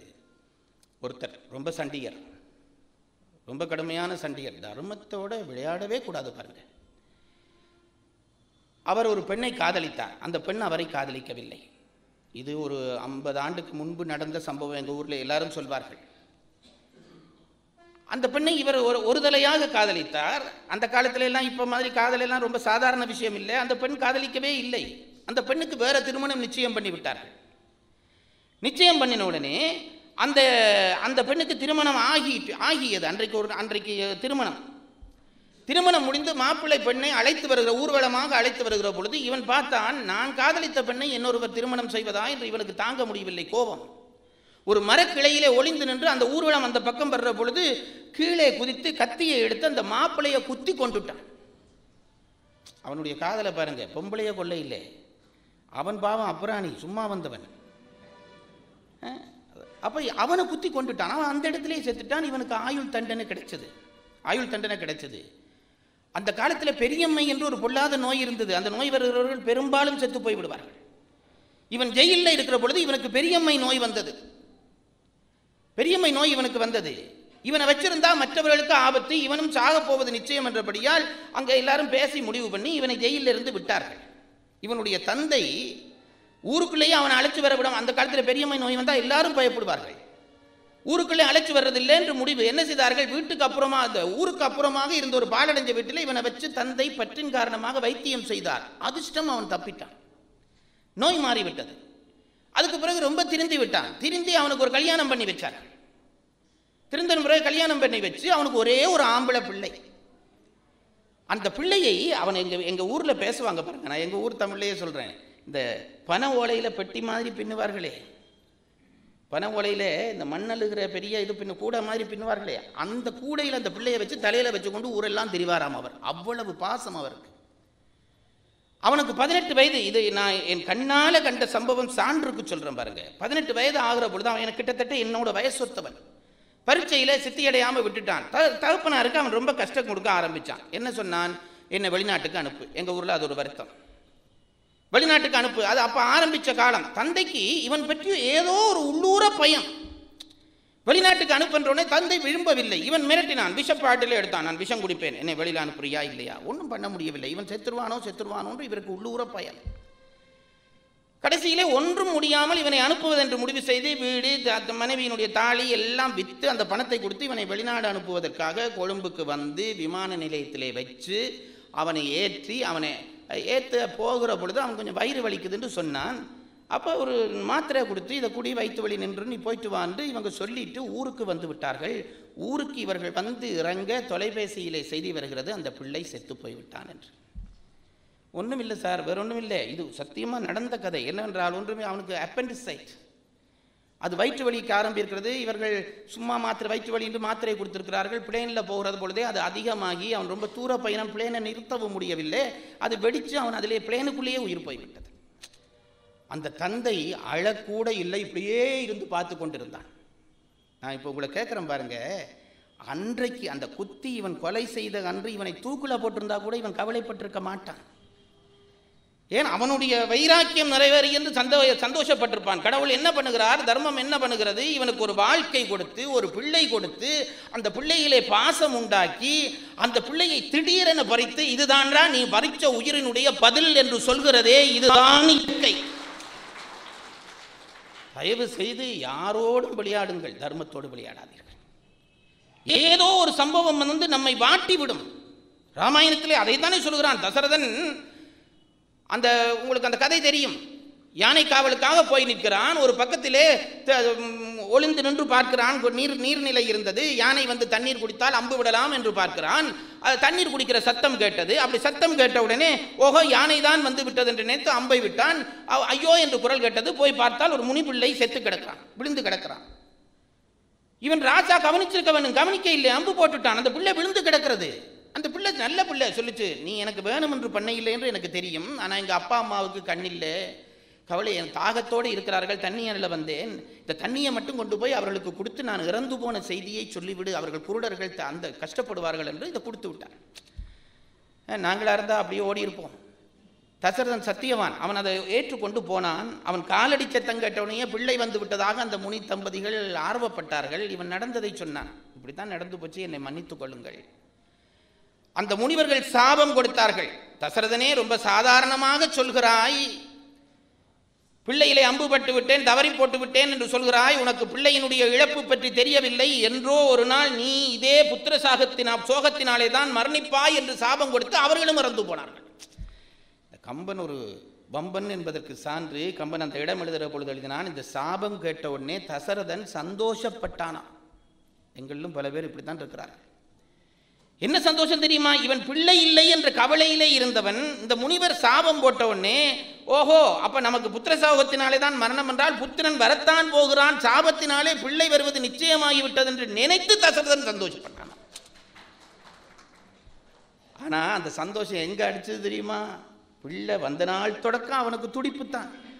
விஸ்வாமித்திரன் வந்து கேட்டவனையே பதறினானே.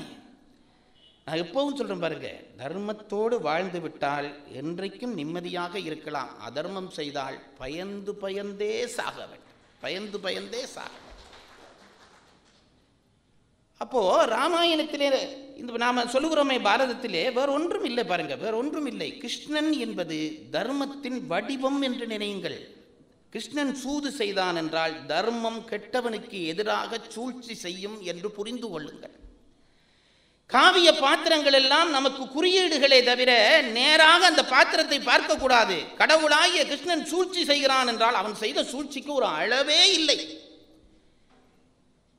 அமாவாசை பருவத்தையே மாத்திட்டாம்மா. உங்களுக்கு தெரியுமில்ல அந்த கதை பாரதத்தில். சபதம் போட்டான் அர்ச்சுனன், இப்படி இன்னாரை கொன்றவனை இன்ன நேரத்துக்குள்ளே கொன்று விடுவேன் என்று. கிருஷ்ணன் துரியோதனன் கெட்டிக்காரன், அவனை கொண்டு போய் ஒளிச்சு வச்சுட்டான். ஒளிச்சு வச்ச உடனே அவனை வெளியில வர பண்றதுக்காக இவன் பண்ணுற கூத்து இருக்கிறதே பெரிய கூத்து. பாரத கதைகள் சொன்னால் விரிந்து கொண்டே போகும். அதே போலதான் சகாதேவன் நாள் குறிச்சு கொடுத்துடுறான். சகாதேவன் பெரிய சோதனன். இந்த 5 பிள்ளைகளுக்குள்ளே சகாதேவன் ரொம்ப கெட்டிக்காரன். பாரதத்திலே இருக்கிற 5 பிள்ளைகள் இருக்கிறார்களே, தர்மன், பீமன், அர்ச்சுனன், நகுலன், சகாதேவன். கடைசி பிள்ளை சகாதேவன். எப்பவுமே குடும்பத்தில் கடைசி பிள்ளை கொஞ்சம் புத்திசாலியா இருக்கிறது இயல்பு. உனக்கு எப்படி தெரியும் என்றால், நான் எங்கள் குடும்பத்தில் கடைசி பிள்ளை. ஆனால் 10 ஆண்டு தான் அந்த பதவி எனக்கு நிலைச்சுது.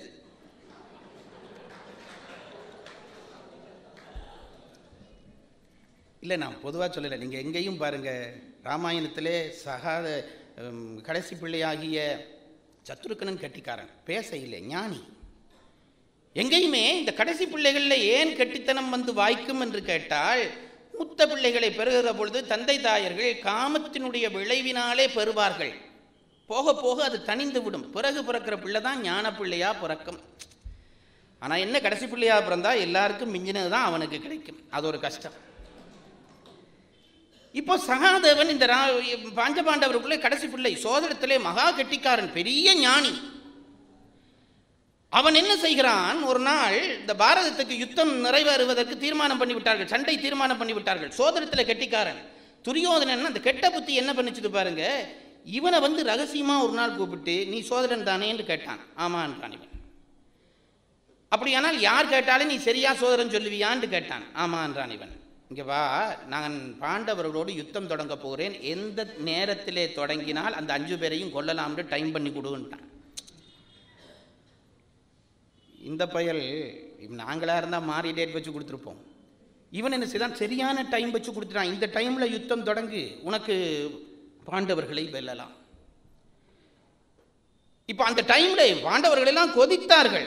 அட பைத்தியக்காரா, இப்படி போய் திகதி வச்சு கொடுத்துட்டு வந்துட்டியே, இந்த நேரத்தில் இது பண்ணலாமா என்று கேட்ட பொழுது அப்படியே கிருஷ்ண பரமாத்மா அதை மாற்றி பண்ணுகிறார். ஒன்றும் கவலைப்படாதீங்க, அவன் செய்தது சரிதான் என்று சொல்லிவிட்டு என்னென்ன சூழ்ச்சி பண்ண முடியுமோ சூழ்ச்சி பண்ணி அதை அப்படியே மாற்றி விடுகிறார். அப்போ கிருஷ்ண பரமாத்மா பாரதம் முழுக்க செய்த காரியம் என்னவென்றால் சூழ்ச்சி தான் செய்தார். ஆனால் சவுனி செய்த சூழ்ச்சிக்கும் கிருஷ்ணன் செய்த சூழ்ச்சிக்கும் என்ன வித்தியாசம் என்று கேட்பீர்களானால், இது அதர்மம் செய்கிற சூழ்ச்சி, அது தர்மத்தினுடைய சூழ்ச்சி. தர்மத்துக்கு சூழ்ச்சி செய்கிற நோக்கம் இல்லை, வெயிலுக்கு புழுவை சுடுகிற நோக்கம் இல்லை. ஆனால் புழுவாக வந்து வெயிலிடம் அகப்பட்டு மாயும்.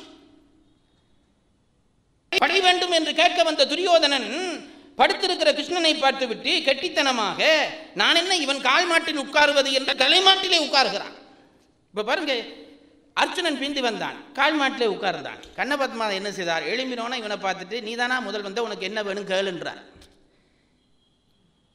இப்போ அதுதான் தர்மம். அர்ச்சுனன் நினைச்சிருந்தா உன் படையெல்லாம் தா என்று கேட்டிருக்கலாம். இப்ப பீமன் பின்னாலே இருந்து துரியோதனன் சொன்னா, நான் தான் ஃபர்ஸ்டா வந்தேன் என்றான்.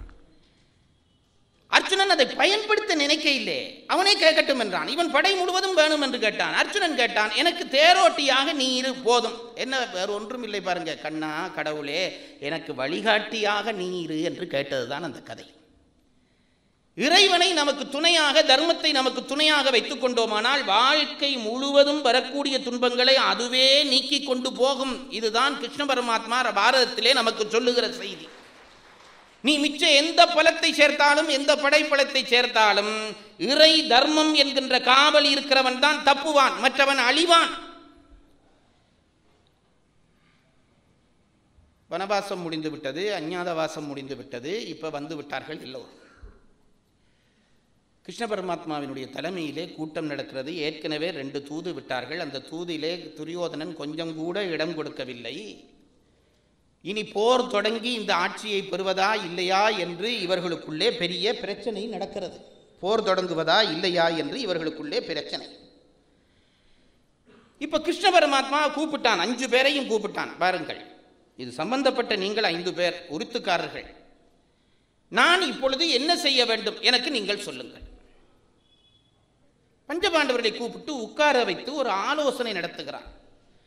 செய்வரால் இனம் உரளும் திருநாடு பெற நினைவோ, சென்று மீள பைவராய் அருங்கானில் பயின்று திரிதர நினைவோ, உய்வரார் என பகையில் உருத்தெழுந்து பொற நினைவோ, ஐவராம் அவனிவர்க்கு எது நினைவென்று அருள் புரிந்தான் அமரர் கோமான். என்னையா பண்ணவனு சொல்லு, சண்டை பிடிச்சு இந்த நாட்டை பழையபடி உனக்காக ஆக்கி கொள்ள போகிறாயா? இல்லை.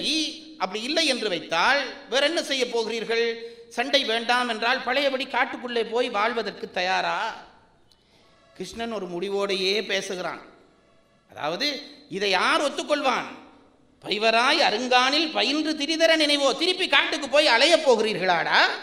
இல்லாவிட்டால் என்ன செய்ய போகிறீர்கள்? உங்கள் முடிவு, 5 பேர் முடிவும் எனக்கு சொல்ல வேண்டும். இப்போ தர்மன் எழும்பினான். எழும்பி வணக்கம் சொன்னான். இப்போ பாருங்க, நான் எப்பவும் இதில் இருக்கிற, எனக்கு எப்பவும் இந்த கதைக்கு மேலே கதைக்குள்ளே இருக்கிற அந்த குறிப்புகள் ரொம்ப பிடிக்கும். இந்த யுத்தம் வேண்டுமா வேண்டாமா என்ற கேள்விக்கு 5 பேர் பதில் சொல்ல வேண்டும். 5 பேர் பதில் சொல்ல வேண்டும். 5 பேரும் உரித்துக்காரர்கள். 5 பேரிலே 3 பேர் யுத்தம் வேணும் என்றார். நீங்க நல்லா நினைச்சு பாருங்க. வீமன் சொன்னான் யுத்தம் வேணும் என்றான். அவனுக்கு பின்னாலே வந்த அர்ஜுனன் சொன்னான் சண்டை பிடிக்காம இருக்க முடியுமா, பாஞ்சாலியை இப்படி துயிலுரிந்தார்களே, உலகமெல்லாம் நம்மை இழிவு செய்ததே, மனைவியை துயிலுரிய பார்த்திருந்தார்கள் என்று நம்மை எல்லாரும் இழிவு செய்தார்களே, நாம் அதை பொறுத்து கொள்ளலாமா என்று அர்ஜுனன் எழும்பி சொன்னான் யுத்தம் வேண்டும். ஏனென்றால் அவர்கள் அந்த காட்சியை கண்டு கொதித்தவர்கள். பாஞ்சாலியை துயிலுரிகிற பொழுது அவர்கள் பட்ட பாடு பாரதி ரொம்ப உணர்ச்சிகரமாக பாடுவான். பீமன் துயிலுரிய பார்க்கிறார்கள், துயிலுரிய போகிறார்கள், அதை தாங்க முடியாமல் விதுரன் மயங்கி விடுகிறான். எந்த சபையிலும் ஒரு விதுரன் இன்றைக்கும் இருக்கத்தான் செய்கிறான். தர்மவான் விதுரன் அவன் பார்க்கிறான், இது என்னடா இப்படி அநியாயம் பண்ணுகிறார்கள், சூதாடுகிறார்கள், பெண்ணை சூதிலே வைக்கிறார்கள் என்று துடிக்கிறான். அச்சோ தேவர்களே என அவர் அலறி விதுரனும் தரை சாய்ந்தான். பாஞ்சாலியினுடைய துயிலை பற்றின உடனே எல்லாரும் பேசாமல் இருக்கிறார்கள். படித்தவன் படிப்பை பார்க்கிறான், அவன் தன்னிலை பார்க்கிறான். அதான் பாரதத்தில் ஒரு கேள்வி கேட்பார்கள், துரியோதனன் முதலியவர்கள் தண்டிக்கப்பட்டது சரி, பீஷ்மர் முதலியவர்களுக்கு ஏன் தண்டனை? பீஷ்மர் முதலியவர்களுக்கு ஏன் தண்டனை? நான் ரொம்ப அழுத்தமாக சொல்லுகிறேன் பாருங்கள். பீஷ்மர் இவ்வளவு உயர்ந்தவர், கங்கை புத்திரன், தன் ஆட்சியே வேண்டாம் என்று தம்பிக்கு கொடுத்தவர். அவர் அம்பு படுக்கையிலே கிடந்தார் என்றால் அதற்கான நியாயம் என்ன? ஒன்றுமில்லை, பாவத்தை பார்த்திருந்த பாவம், பாவத்தை பார்த்திருந்த பாவம். ஒன்றை நினைத்துக் கொள்ளுங்கள், பீஷ்மருக்கே அந்த கதியானால் நமக்கு என்ன கதியாக போகிறது? பாவத்தை செய்வது மட்டும் பாவம் அல்ல, பாவத்தை பார்த்திருப்பதும் பாவம். என்னால் முடிந்த அளவு அது பிழை என்று எதிர்க்க தெரியாமல் நான் வாழ்ந்து விட்டு போகலாம் என்று நினைத்தால் அதற்கான தண்டனையில் எனக்கும் பங்குண்டு, எனக்கும் பங்குண்டு. நமக்கு எதற்கு இந்த வேலை? நாம் எங்க வேலையை பார்க்கலாம் என்று சொல்கிறோமே, தப்பு. என் மனத்தளவில் என்ன ஒன்றும் முடியலையா, அவன் பெரிய சண்டியனா இருக்கான் பெற்றான், ஒன்றும் முடியலையா, கடவுள்கிட்டையாவது அன்றைக்கு ராத்திரி போயிருந்து இவனை நீயாவது தண்டிக்க வேணும் என்று பிரார்த்தனை பண்ணு, அந்த அளவிலாவது தர்மத்துக்கு நீ சப்போர்ட் பண்ணு. அப்போ இந்த அதர்மத்தை பார்த்து இருந்ததுனால தான் இவர்கள் எல்லாம் பாடுபட்டார்கள். பார்த்தா அதில் ஒருத்தன் இருந்தான் விதுரன், அவன் எப்பவும் நேர்மையானவன். அதனாலே கண்ணன் பாண்டவரை காப்பாற்றுகிற பாணியிலே விதுரனை காப்பாற்றுகிறான். விதுரனை காப்பாற்றுகிறான். என்ன பண்ணினான்? தாங்க முடியவில்லை விதுரனுக்கு, இப்படி ஒரு கொடுமை இந்த ஆட்சியிலே நடக்குமா, அச்சோ தேவர்களே என அலறி விதுரனும் தரை சாய்ந்தான். உச்சோதியினுள் கலந்தால் அன்னை உலகத்தை மறந்தாள். பாண்டவர்களை இப்ப பாருங்க, இதுல எல்லாம் நமக்கு ஆத்மீகம் உண்டு. பாஞ்சாலியை கொண்டு சபையில விட்டுட்டான், ஓர உடையில இருக்கிறேன் என்று கெஞ்சி பார்க்கிறாள், பரவாயில்ல விட்டுட்டான். துயில உரி என்று விட்டான். தர்மன் பொறுமையா இருக்கிறான், துயில் உரி என்று விட்டான். துச்சாதனன் வந்து துயில் பிடிக்கிறான். பாஞ்சாலி பயப்பட இல்லை, சபையில வந்து நின்று உற்சாகமா பெரியவர்களை எல்லாம் பார்த்து கேட்டாள், என்னை தோற்ற பிறகு தன்னை தோற்றார்களா, தன்னை தோற்ற பிறகு என்னை தோற்றார்களா சொல்லுங்கள். அதாவது என்ன நினைக்கிறாள்? லோ பேசி வென்றலாம் என்று நினைக்கிறாள், கேஸ் போட்டு வென்றலாம் என்று நினைக்கிறாள், லோ பாயிண்ட் பிடிக்கிறாள். அவர்கள் தங்களை தோற்ற பிறகு என்னை தோற்றிருக்க முடியாது, என்னை தோற்றால் தன்னை இதில் ஏதோ முதல் தோற்றார்கள். பாண்டவர்கள் தங்களை தோற்றுதான் இவளை தோற்கிறார்கள். ஆகவே இவர்களுக்கு எப்படி அந்த உரிமை, தங்களை தோற்ற பிறகு என்னை தோற்கிற உரிமை இவர்களுக்கு எப்படி வரும் என்று வழக்கு பேசினாள். ஐயா, நீதி எல்லாம் நீதி உள்ளவனுக்கு முன்னுக்கு தான் பேசலாம், துரியோதனனுக்கு முன்னுக்கு பேசி பிரயோசனமா? அவன் சொன்னான், டே பொம்பளைடா உரிடா துயிலே. துச்சாதனன் வந்து துயிலை பிடித்தான், பற்றினான். இப்ப கூட பாஞ்சாலி கடவுளை சரணடையவில்லை. என்ன தெரியுமா செய்தாள்? துயிலை அவன் பிடிச்சோடனே இந்த பக்கம் இவள் பிடிச்சு கொண்டாள். இதுதாங்க எங்க நம்பிக்கை, முட்டாள்தனமான நம்பிக்கை. என்ன செய்தாலும் நான் என்ற உணர்வு எங்களை வெல்ல பண்ணலாம் என்று நினைக்கிறது. பார்த்தான், அவன் இழுத்தான். இவள் ஒரு பெண்ணாலே துச்சாதனுக்கு முன்ன மாடு நிகழ்த்த துச்சாதனன், வெறும் மாடு நிகழ்த்த துச்சாதனன் பாரதி வார்த்தை. இப்போ ஒன்றும் பண்ண முடியலே, கையை முடிஞ்சதுன்னு தெரிஞ்சோனே பாஞ்சாலிக்கு தெரிஞ்சது. இத்தனை ஆண்கள் கூடிய சபையிலே நிர்வாணமாக ஓருடையோடு நிற்கப் போகிறேன் என்று தெரிந்த உடனே சேலையை தூக்கி எறிந்தாள். அச்சோ தேவர்களே என அலறிய விதுரனும் தரை சார்ந்தான். உச்சோதியினுள் கடந்தாள் அன்னை உலகத்தை மறந்தாள். ஓம் ஹரி ஹரி ஹரி ஹரி ஹரி என்றாள். எப்பவும் பாட்டில் சொல்லெடுக்கிற பொழுது 3க்கு மேலே அடுக்கக்கூடாதுன்றது இலக்கணம். பாரதி அதை மீறி அடுக்குகிறான். தன்னை மறந்து கையை தூப்பினால் துயில் போனால் போகட்டும் என்று எப்ப தன் நிலைவு இழந்தாலோ அன்றைக்கு துயில் வளர்ந்தது வளர்ந்தது வளர்ந்ததுவே என்றான் பாரதி. இப்போ நடுங்கிட்டார்கள் எல்லாரும். விதுரன், பீஷ்மர் முதலியவர்கள் கையெடுத்து காளி நிற்கிறாள் என்று பாஞ்சாலியை பார்த்து கும்பிட்டார்கள். நெருப்பு போல நிற்கிறாள் பாஞ்சாலி. இதெல்லாம் நினைக்கிறார்கள் இந்த கிருஷ்ணன் கேட்ட உடனே. அதுவரை அடக்கி வைத்திருந்த கோபத்தை அடக்கி வைத்திருந்த வீமனாலே கோபத்தை அடக்க முடியவில்லை. வீமன் எழுந்துரை செய்குவான். இங்கு விண்ணவர் ஆணை, பராசக்தி ஆணை. காலனை கண்களால் ஆளே சுட்டு காலனை கொன்றவன் பொன்னடி மீதில் ஆணையட்டி விதுரை செய்கிறேன். இந்த ஆண்மையற்ற துரியோதனன் தன்னை மானற்ற மன்னர்கள் முன்னே என்ற வன்மையினால் யுத்த அரங்கத்தின் கண்ணே தொடையை பிளந்துயிர் மாய்ப்பேன். கிட்ட சூர துச்சாதனன் தன்னையும் அங்கே கடைகட்ட கைகளை பிப்பேன். அங்கு கல்லென ஊறும் இரத்தம் குடிப்பேன். நடைபெறும் காண்பீர் உலகீர். ஒன்று கவனிங்க, இவ்வளவு ஆவேசமா சபதம் பண்ணிட்டு என்ன சொன்னான் தெரியுமா? நடைபெறும் காண்பீர் உலகீர், இது நான் சொல்லும் வார்த்தை என்றெண்ணிடல் வேண்டா, தடையற்ற தெய்வத்தின் வார்த்தை, இதை சாதனை செய்க பராசக்தி என்றான். அந்த கோபத்திலே கூட இது என்னுடைய வாக்கல்ல, தர்மத்தினுடைய வாக்கு, பராசக்தியினுடைய வாக்கு, தடையற்ற தெய்வத்தின் வார்த்தை, இதை சாதனை செய்க பராசக்தி என்றான். அர்ஜுனன் பார்த்தன் எழுந்துரை செய்குவான். இந்த பாதக கர்ணனை போரில் முடிப்பேன். தீர்த்தன் பெரும்புகள் விஷ்ணு ஆகுங்கள் சீரிய நண்பன் கண்ணன் பதத்தானை. கார்த்தடம் கண்ணியம் தேவி அவள் கண்ணிலும் காணிவ விண்ணிலும் ஆணை. இந்த பாட்டில் என்ன ரசனை தெரியுமா? சபதம் பண்றான். கண்ணனுடைய பாதத்தில் ஆணை, என்னுடைய காண்டிப வில்லில ஆணை. அதுக்கடுத்து என்ன சொல்லுவேன்? இந்த பெண்ணினுடைய கண்ணில ஆணை என்றான். கண்ணில சத்தியம் பண்ற வழக்கம் எங்கேயாவது இருக்கா? பாஞ்சாலி நெருப்பு போல பார்க்கிறாள். டேய், 5 ஆம்பளைகள் இருந்து என்னை காப்பாற்ற முடியலாண்டு நெருப்பு போல பார்க்கிறாள். நெருப்புல சத்தியம் பண்ண நினைச்சான். நெருப்பு இல்லை, இவள் கண்ணிலும் காண்டிப வில்லிலும் ஆணை என்றான். போர்த்தொழில் வித்தைகள் காண்பாய் ஏ பூதலமே அப்போதினில் என்றான். தேவி திரௌபதி சொல்லுவாள், பாஞ்சாலி எழும்பி சொல்லுகிறாள். தேவி திரௌபதி சொல்வாள், இந்த 2 பேர், அது அவள் பாவி துச்சாதனன் சென்னீர் அந்த பாழ்துரியோதனன் ஆக்க இரத்தம் மேவி 2ம் கலந்தே என் குழல் மீதினில் பூசி நறுனை குலைத்தே சீவி தலை முடிப்பேன். யான் கூந்தலை அவுத்து விட்டு சொன்னால் இந்த 2 பயல் ரத்தத்தையும் சேர்த்து ஒரு புது ஒயில் தயாரித்து தலையில வச்சு தான் நான் தலை முடிப்பேனே தவிர அதுக்கு முதல் முடிக்க மாட்டேன். பாவி துச்சாதனன் சென்னீர் அந்த பாழ்துரியோதனன் ஆக்க இரத்தம் மேவி 2ம் கலந்தே குழல் மீதினில் பூசி நறுனை குளித்தே சீவி தலை முடிப்பேன். யான் அது செய்யும் முன்னே முடியேன் என்று உரைத்தாள் என்று அவள் சபதம் செய்தவுடனே பாரதி சொன்னான், ஓம் என்று உரைத்தனர் தேவர், ஓம் ஓம் என்று சொல்லி உரிமிற்று வானம் என்றான். இப்ப பாருங்க, இவ்வளவும் தெய்வ அங்கீகாரத்தோடு நடந்த சபதங்கள். இப்ப யார் தூது போக போறார்? கிருஷ்ணர் கேட்கிறார் பாண்டவர்களை பார்த்து, உங்க அபிப்பிராயம் சொல்லுங்க. அப்ப கிருஷ்ணனுக்கு ஒரு அபிப்பிராயம் கிடையாதா? எப்பவும் கடவுள் என்ன செய்வார் தெரியுமா? தன்னுடைய அபிப்பிராயத்தை மற்றவர்களை கொண்டு நிறைவேற்றுவார். கண்ணனா பண்ணினா அது நேர் கடவுள் செயலாகிவிடும். கடவுள் செயல் மற்றவர்களுக்கு கூடாக இயங்க வேண்டும் என்று கிருஷ்ண பரமாத்மாவுக்கு தெரியும். கிருஷ்ண பரமாத்மா என்ன செய்தார்? என்ன செய்ய போகிறீர்கள்? பயின்று திரிதர நினைவோ அல்லது போரில் வெல்லுகிற நினைவோ சொல்லுங்கள் என்று சொன்ன உடனே தர்மன் எழும்பினான். இப்ப பாருங்க, நான் கேட்கிறேன், பெரும்பான்மை தானே எங்க ஜனநாயகம். 5 பேரில் 2 பேர் சண்டை வேணாம் என்று நினைச்சான், 3 பேர் சண்டை வேணும் என்று நினைச்சான். பீமன், அர்ஜுனன், நகுலன் 3 பேரும் சண்டை வேணும் என்கிறார்கள். தர்மன் வேணாம் என்றான். சகாதவன் வேண்டும் என்றாலும் சரி, வேளாம் என்றாலும் சரி என்றான். அப்போ இப்ப 3 பேர் தானே பெரும்பான்மை. கிருஷ்ண பரமாத்மா எதை செய்திருக்க வேண்டும்? சண்டை வேண்டும் என்றவர்களை நிலைநிறுத்தி, சண்டை வேண்டாம் என்றவர்களை ஒதுக்கி நான் தூது போகவில்லை என்று சொல்ல வேண்டும். ஆனால் கிருஷ்ணன் என்ன செய்தான்? அங்க 2 பேர் இருக்கிறார்கள், உண்மையில அவன் இல்லை, 2 பேர் இருக்கிறார்கள், நீங்க 3 பேர் ஒரு பக்கமா இருக்கிறீங்கடா, இந்த 2 பேரும் யுத்தம் சமாதானத்துக்கு தூது போ என்கிறார்கள், நானும் அவர் கட்சி தான், ஆகவே 3க்கு 3 சமன், நான் போறேன் என்றுட்டான் கிருஷ்ண பரமாத்மா. அதாவது ஜனநாயகப்படி அவர் நடக்கிறாரா? அப்படிதான் இப்ப பல பேர் நடக்கிறார்கள். எல்லாம் கண்ணனுடைய வாரிசுகள்.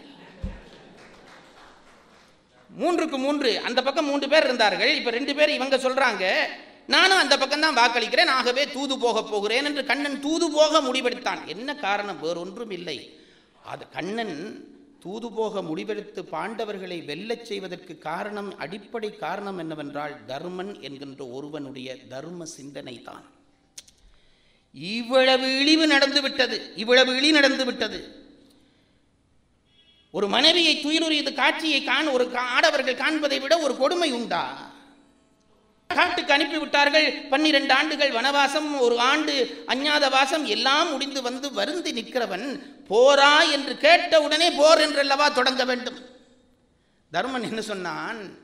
கண்ணா, இப்போ கண்ணன் சொல்லிவிட்டான், என்ன செய்ய உங்க அபிப்பிராயத்தை ஒவ்வொருத்தரும் எழும்பி சொல்லுங்க. ஒன்றோடனே தர்மம் சொல்லுகிறான், வைரம் எனும் கடுநெருப்பை மிக மூட்டி வளர்க்கின் உயர் வரைக்காடென்ன செயிர் அமரில் வெகுளி போட சேர இரு திறத்தமும் சென்று மாழ்வோம். பெரிய விஷயம், பாட்டா சொல்றபடியா சரியா புரியுதில்லை.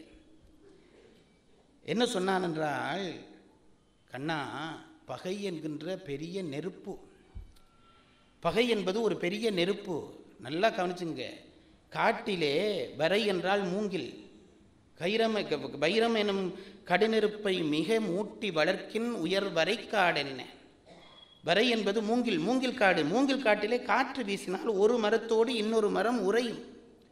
உறைந்தால் நெருப்புண்டாகும். நெருப்புண்டானால் என்ன நடக்கும் என்று கேட்டால் அந்த காடு முழுவதும் வெந்து பொசுங்கும். இவ்வளவுதான். இப்போ உள்ள பாசையில் நான் விளக்கம் சொல்கிறேன் பாருங்க.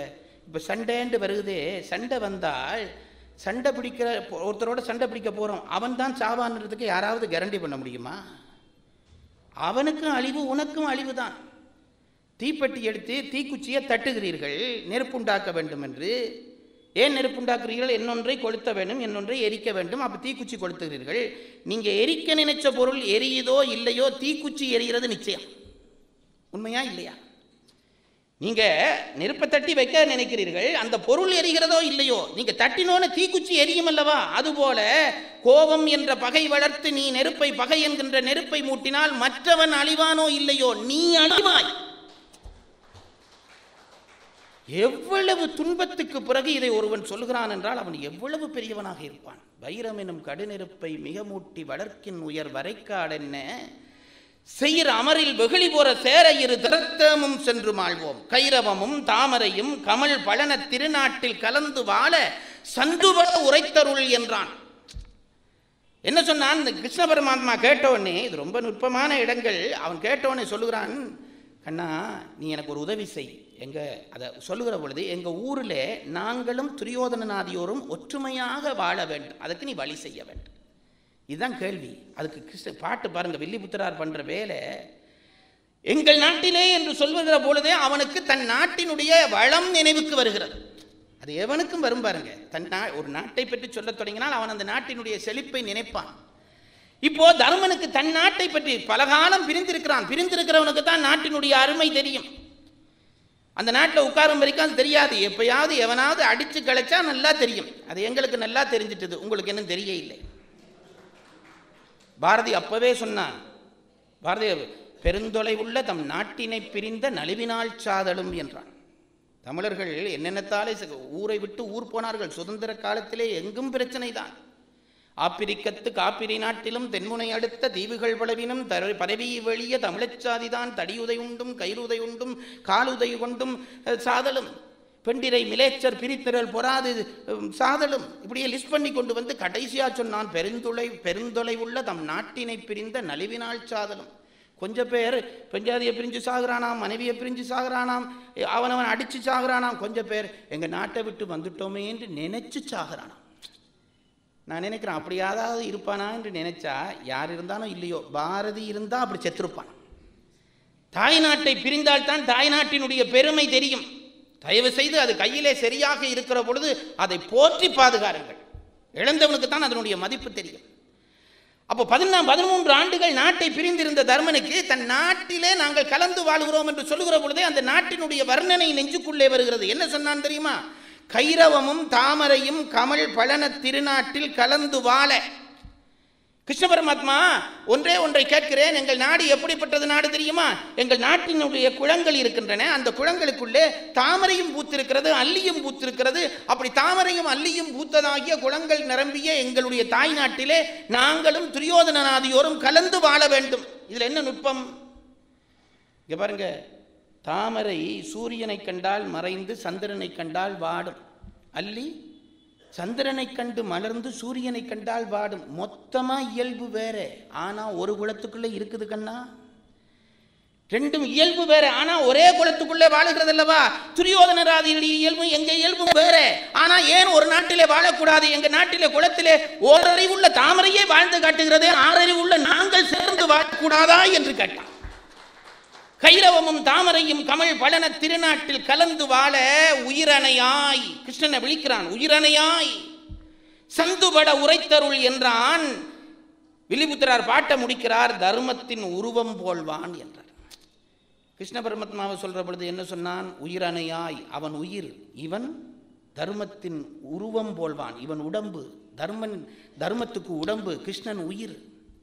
இங்க பாருங்க, உடம்பும் உயிரும் சேர்ந்தது தான் நம்ம வடிவம்.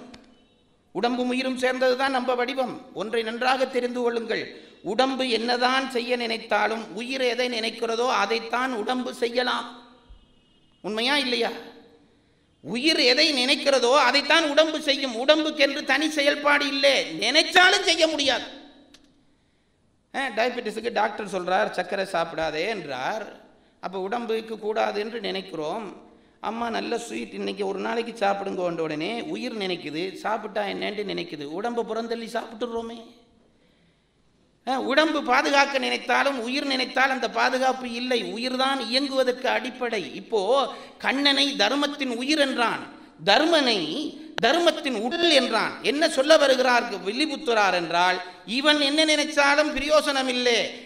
உண்மையிலே கண்ணன் என்ன நினைக்கிற போகிறானோ அதுதான் நடக்கப் போகிறது என்பதை மறைமுகமாக சொல்ல உயிரணையாய் சந்துபட உரைத்தருள். சந்து என்ற சொல்லுக்கு என்ன அர்த்தம் தெரியுமா? சேர்க்கை என்ற அர்த்தம். அதான் சந்தி என்று இப்ப சொன்னேனே. சந்தி, ஒரு சந்தி என்றால் ரெண்டு இடம் சேருகிற இடம் சந்தி. சந்துபட என்றால் சமாதானம் வரும்படியாக எங்களை சேர்த்து வை. இதுதான் அவன் கேட்டான். யார் கேட்குது? உடம்பு கேட்குது. சந்துபட உரைத்தருள் என்றான். எங்கள் ரெண்டு பேரையும் சமாதானம் படிச்சு வை. கிருஷ்ணனுக்கு என்ன முடிவு? அவன் பூபாரம் தீர்க்க வந்த புயல்வண்ணன்.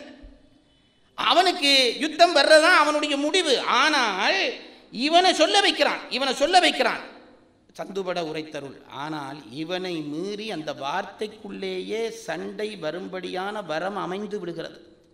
சந்து என்றால் சமாதானம், சந்து பட என்றால் சமாதானம் வரும்படியாக என்று ஒரு அர்த்தம். இன்னொரு அர்த்தம் சந்து பட.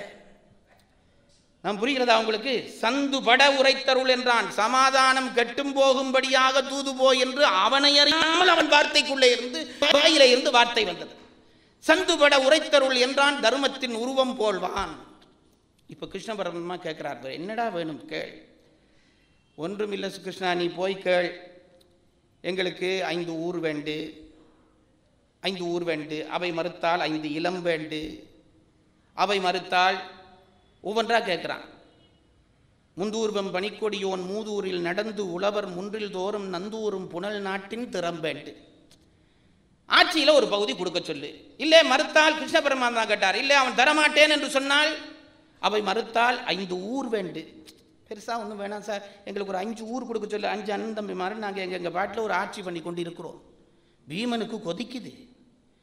5 ஊர் வேண்டு. அவை மறுத்தால் 5 இளம் வேண்டு. அப்படியா இல்லையா? 5 வீடு வேண்டாம், நாங்கள் 5 பேரும் தனித்தனியாக குடும்பம் நடத்திடுறோம். அது மறுத்தால் அடுபோர் வேண்டு.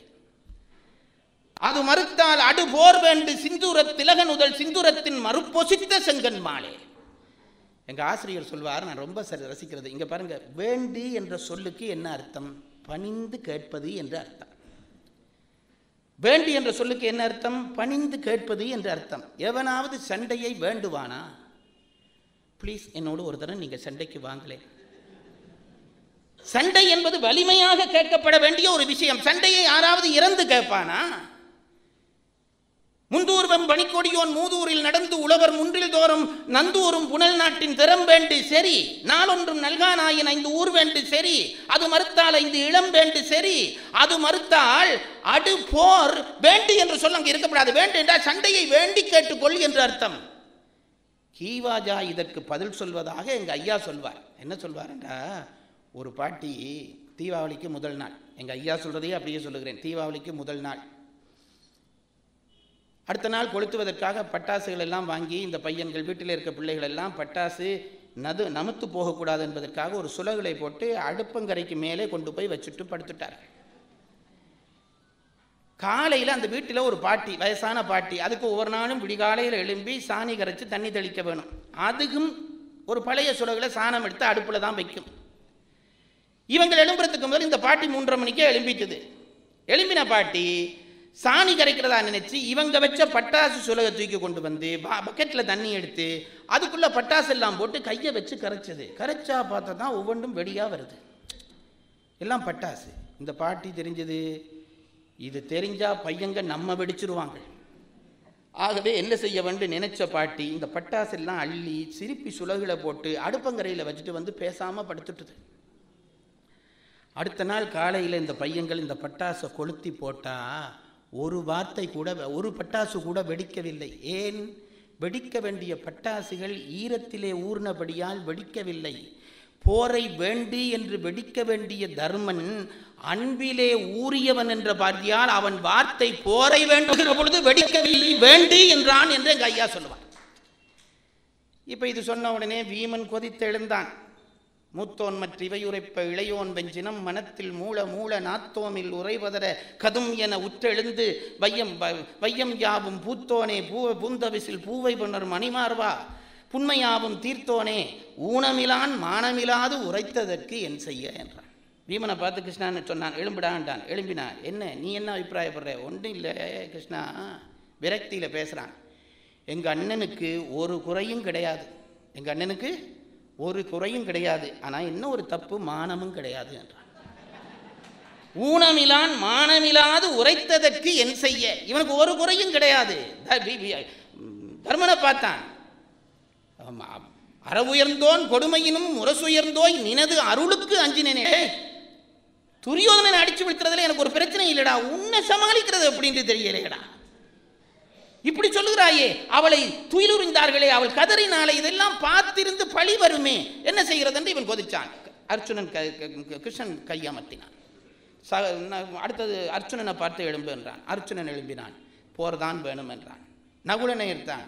போர்தான் ஐயா வேணும், நீ போனாலும் பிரயோசனம் இல்லை, நல்லவனுக்கு தான் புத்தி சொல்ல முடியும், கெட்டவனுக்கு புத்தி சொல்ல முடியுமா? நீ போய் தூது போனாலும் கூட அவன் சண்டைதான் பிடிப்பான், ஆகவே சண்டைதான் வேணும் என்றான். இப்போ இந்த பிரச்சனை நடந்து கொண்டிருக்கிறது. இப்படி நீங்கள் ஒரு ரூம்னு கற்பனை பண்ணிக்கொள்ளுங்க. இதெல்லாம் பாரதத்தில் இருக்கான்னு கேட்கப்படாது. இப்போ சில பேர் அப்படி பேசி சில பேர் போய் பாரதத்தில் பார்க்குறான் இதெல்லாம் இருக்கான்ட்டு. சும்மா ஒரு கற்பனை தான். ஒரு ஹாலில் இது நடந்து கொண்டு இருக்கிறது. 4 பேரும் இப்படி சர்ச்சை பண்ணி ஒருத்தர் திட்டுறான், பேசுகிறான், இதெல்லாம் நடந்து கொண்டு இருக்கிறது. இந்த கடைசி பயல் சகாதேவன் இருக்கிறானே, ஓரத்திலிருந்து தினமலர் படிக்கிறான். அவன் இதில் ஈடுபடவே இல்லை, தினமலர் படிக்கிறான். இப்போ கிருஷ்ணனுக்கு பட்டுது, இவன் ஒரு பொல்லாத ஆளாக இருப்பான் போல இருக்கு. இவ்வளவு சர்ச்சை நடக்குது. டை சகாதவா, இங்கே வா, நீ என்ன செய்ய சொல்லுகிறாய்? தூது போக வேணுமா போகக்கூடாதா? இப்போ இவன் பார்த்துட்டு பேப்பரை அப்போ தான் மடித்து வச்சான். சிந்தித்தபடி நீயும் சென்றாளன் செல்லாமல் விடுத்தாளன், மைந்தற்குள் முதல்வன் நிலம் வழங்கினாளன் வழங்காமல் விட்டாளன், கொந்துற்ற குழலிவளும் முடித்தாளன் முடிக்காமல் விட்டாளன். இதுதான் பாருங்க இந்த தத்துவ கதைன்றது. கண்ணா நீ போனா என்ன, போகாட்டி என்ன, துரியோதனை ஆட்சி கொடுத்தா என்ன, கொடுக்காட்டி என்ன, திரௌபதி கூந்தலை முடிச்சா என்ன, முடிக்காட்டி என்ன, இவ்வளவும் சொல்லிட்டு சொன்னான். அந்தத்தில் முடியும் வகை அடியேற்கு தெரியுமோ ஆதிமூர்த்தி என்றான். டேய் சும்மா நீ ஒரு டிராமா நடத்துறேடா, பொதுக்குழுவில் முடிவெடுக்கப்படும்.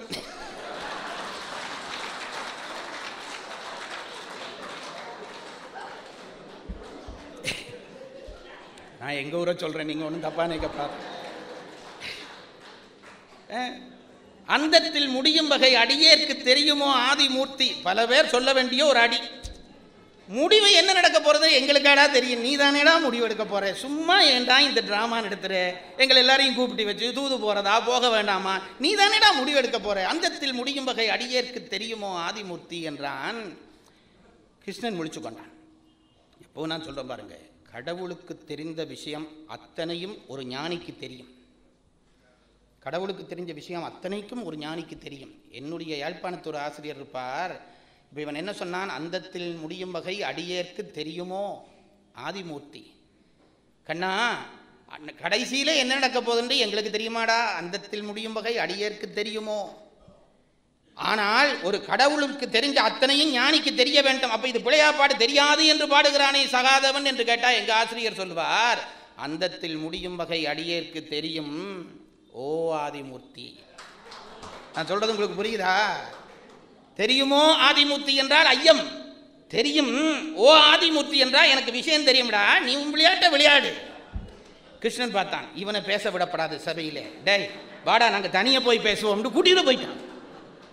தனியாக கூட்டிட்டு போயிட்டான் சார். ஒரு ஓரத்துக்கு நீ வா, இது இவன் விறகுரைத்தான் என்றான் கிருஷ்ணன். இவன் ஒரு என்னமோ ஒரு விளையாட்டு பண்ணுறான், இவனோட உங்களுக்கு வச்சு பேசப்படாது, தனியாக பேசலாம்னு கூட்டிட்டு போனான். என்னடா என்ன நீ ஏதோ விளையாட்டாக பேசுகிற, என்ன பண்ண வேணும்? இவன் சொன்னான், டேய் கிருஷ்ணா எனக்கு எல்லாம் தெரியும், பூபாரம் தீர்க்க பிறந்தாய் புயல்வண்ணா. உன்னுடைய இந்த அவதாரத்தினுடைய நோக்கம் தர்மத்தை காப்பது மட்டுமல்ல, பூமியினுடைய பாரம் கூடிவிட்டது, பூமியினுடைய பாரம் தீர்க்க வேண்டும் என்று வந்திருக்கிறாய். ஆகவே நீ கெட்டவர்களையும் அழிப்பாய், நல்லவர்களையும் அழிப்பாய். எனக்கு அது தெரியும்டா.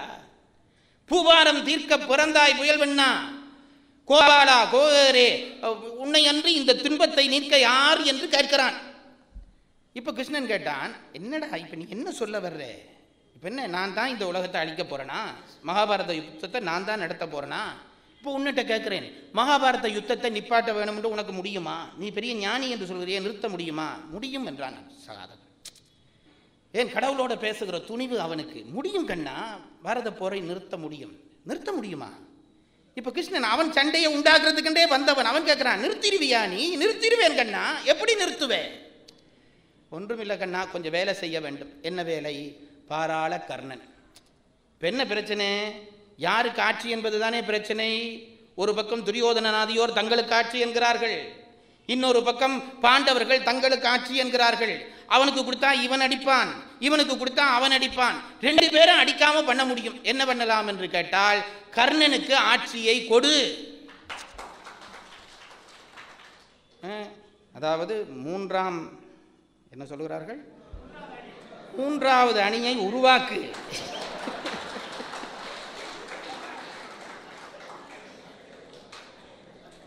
மூன்றாவது அணியை உருவாக்கி, இவ்வளவுதான்.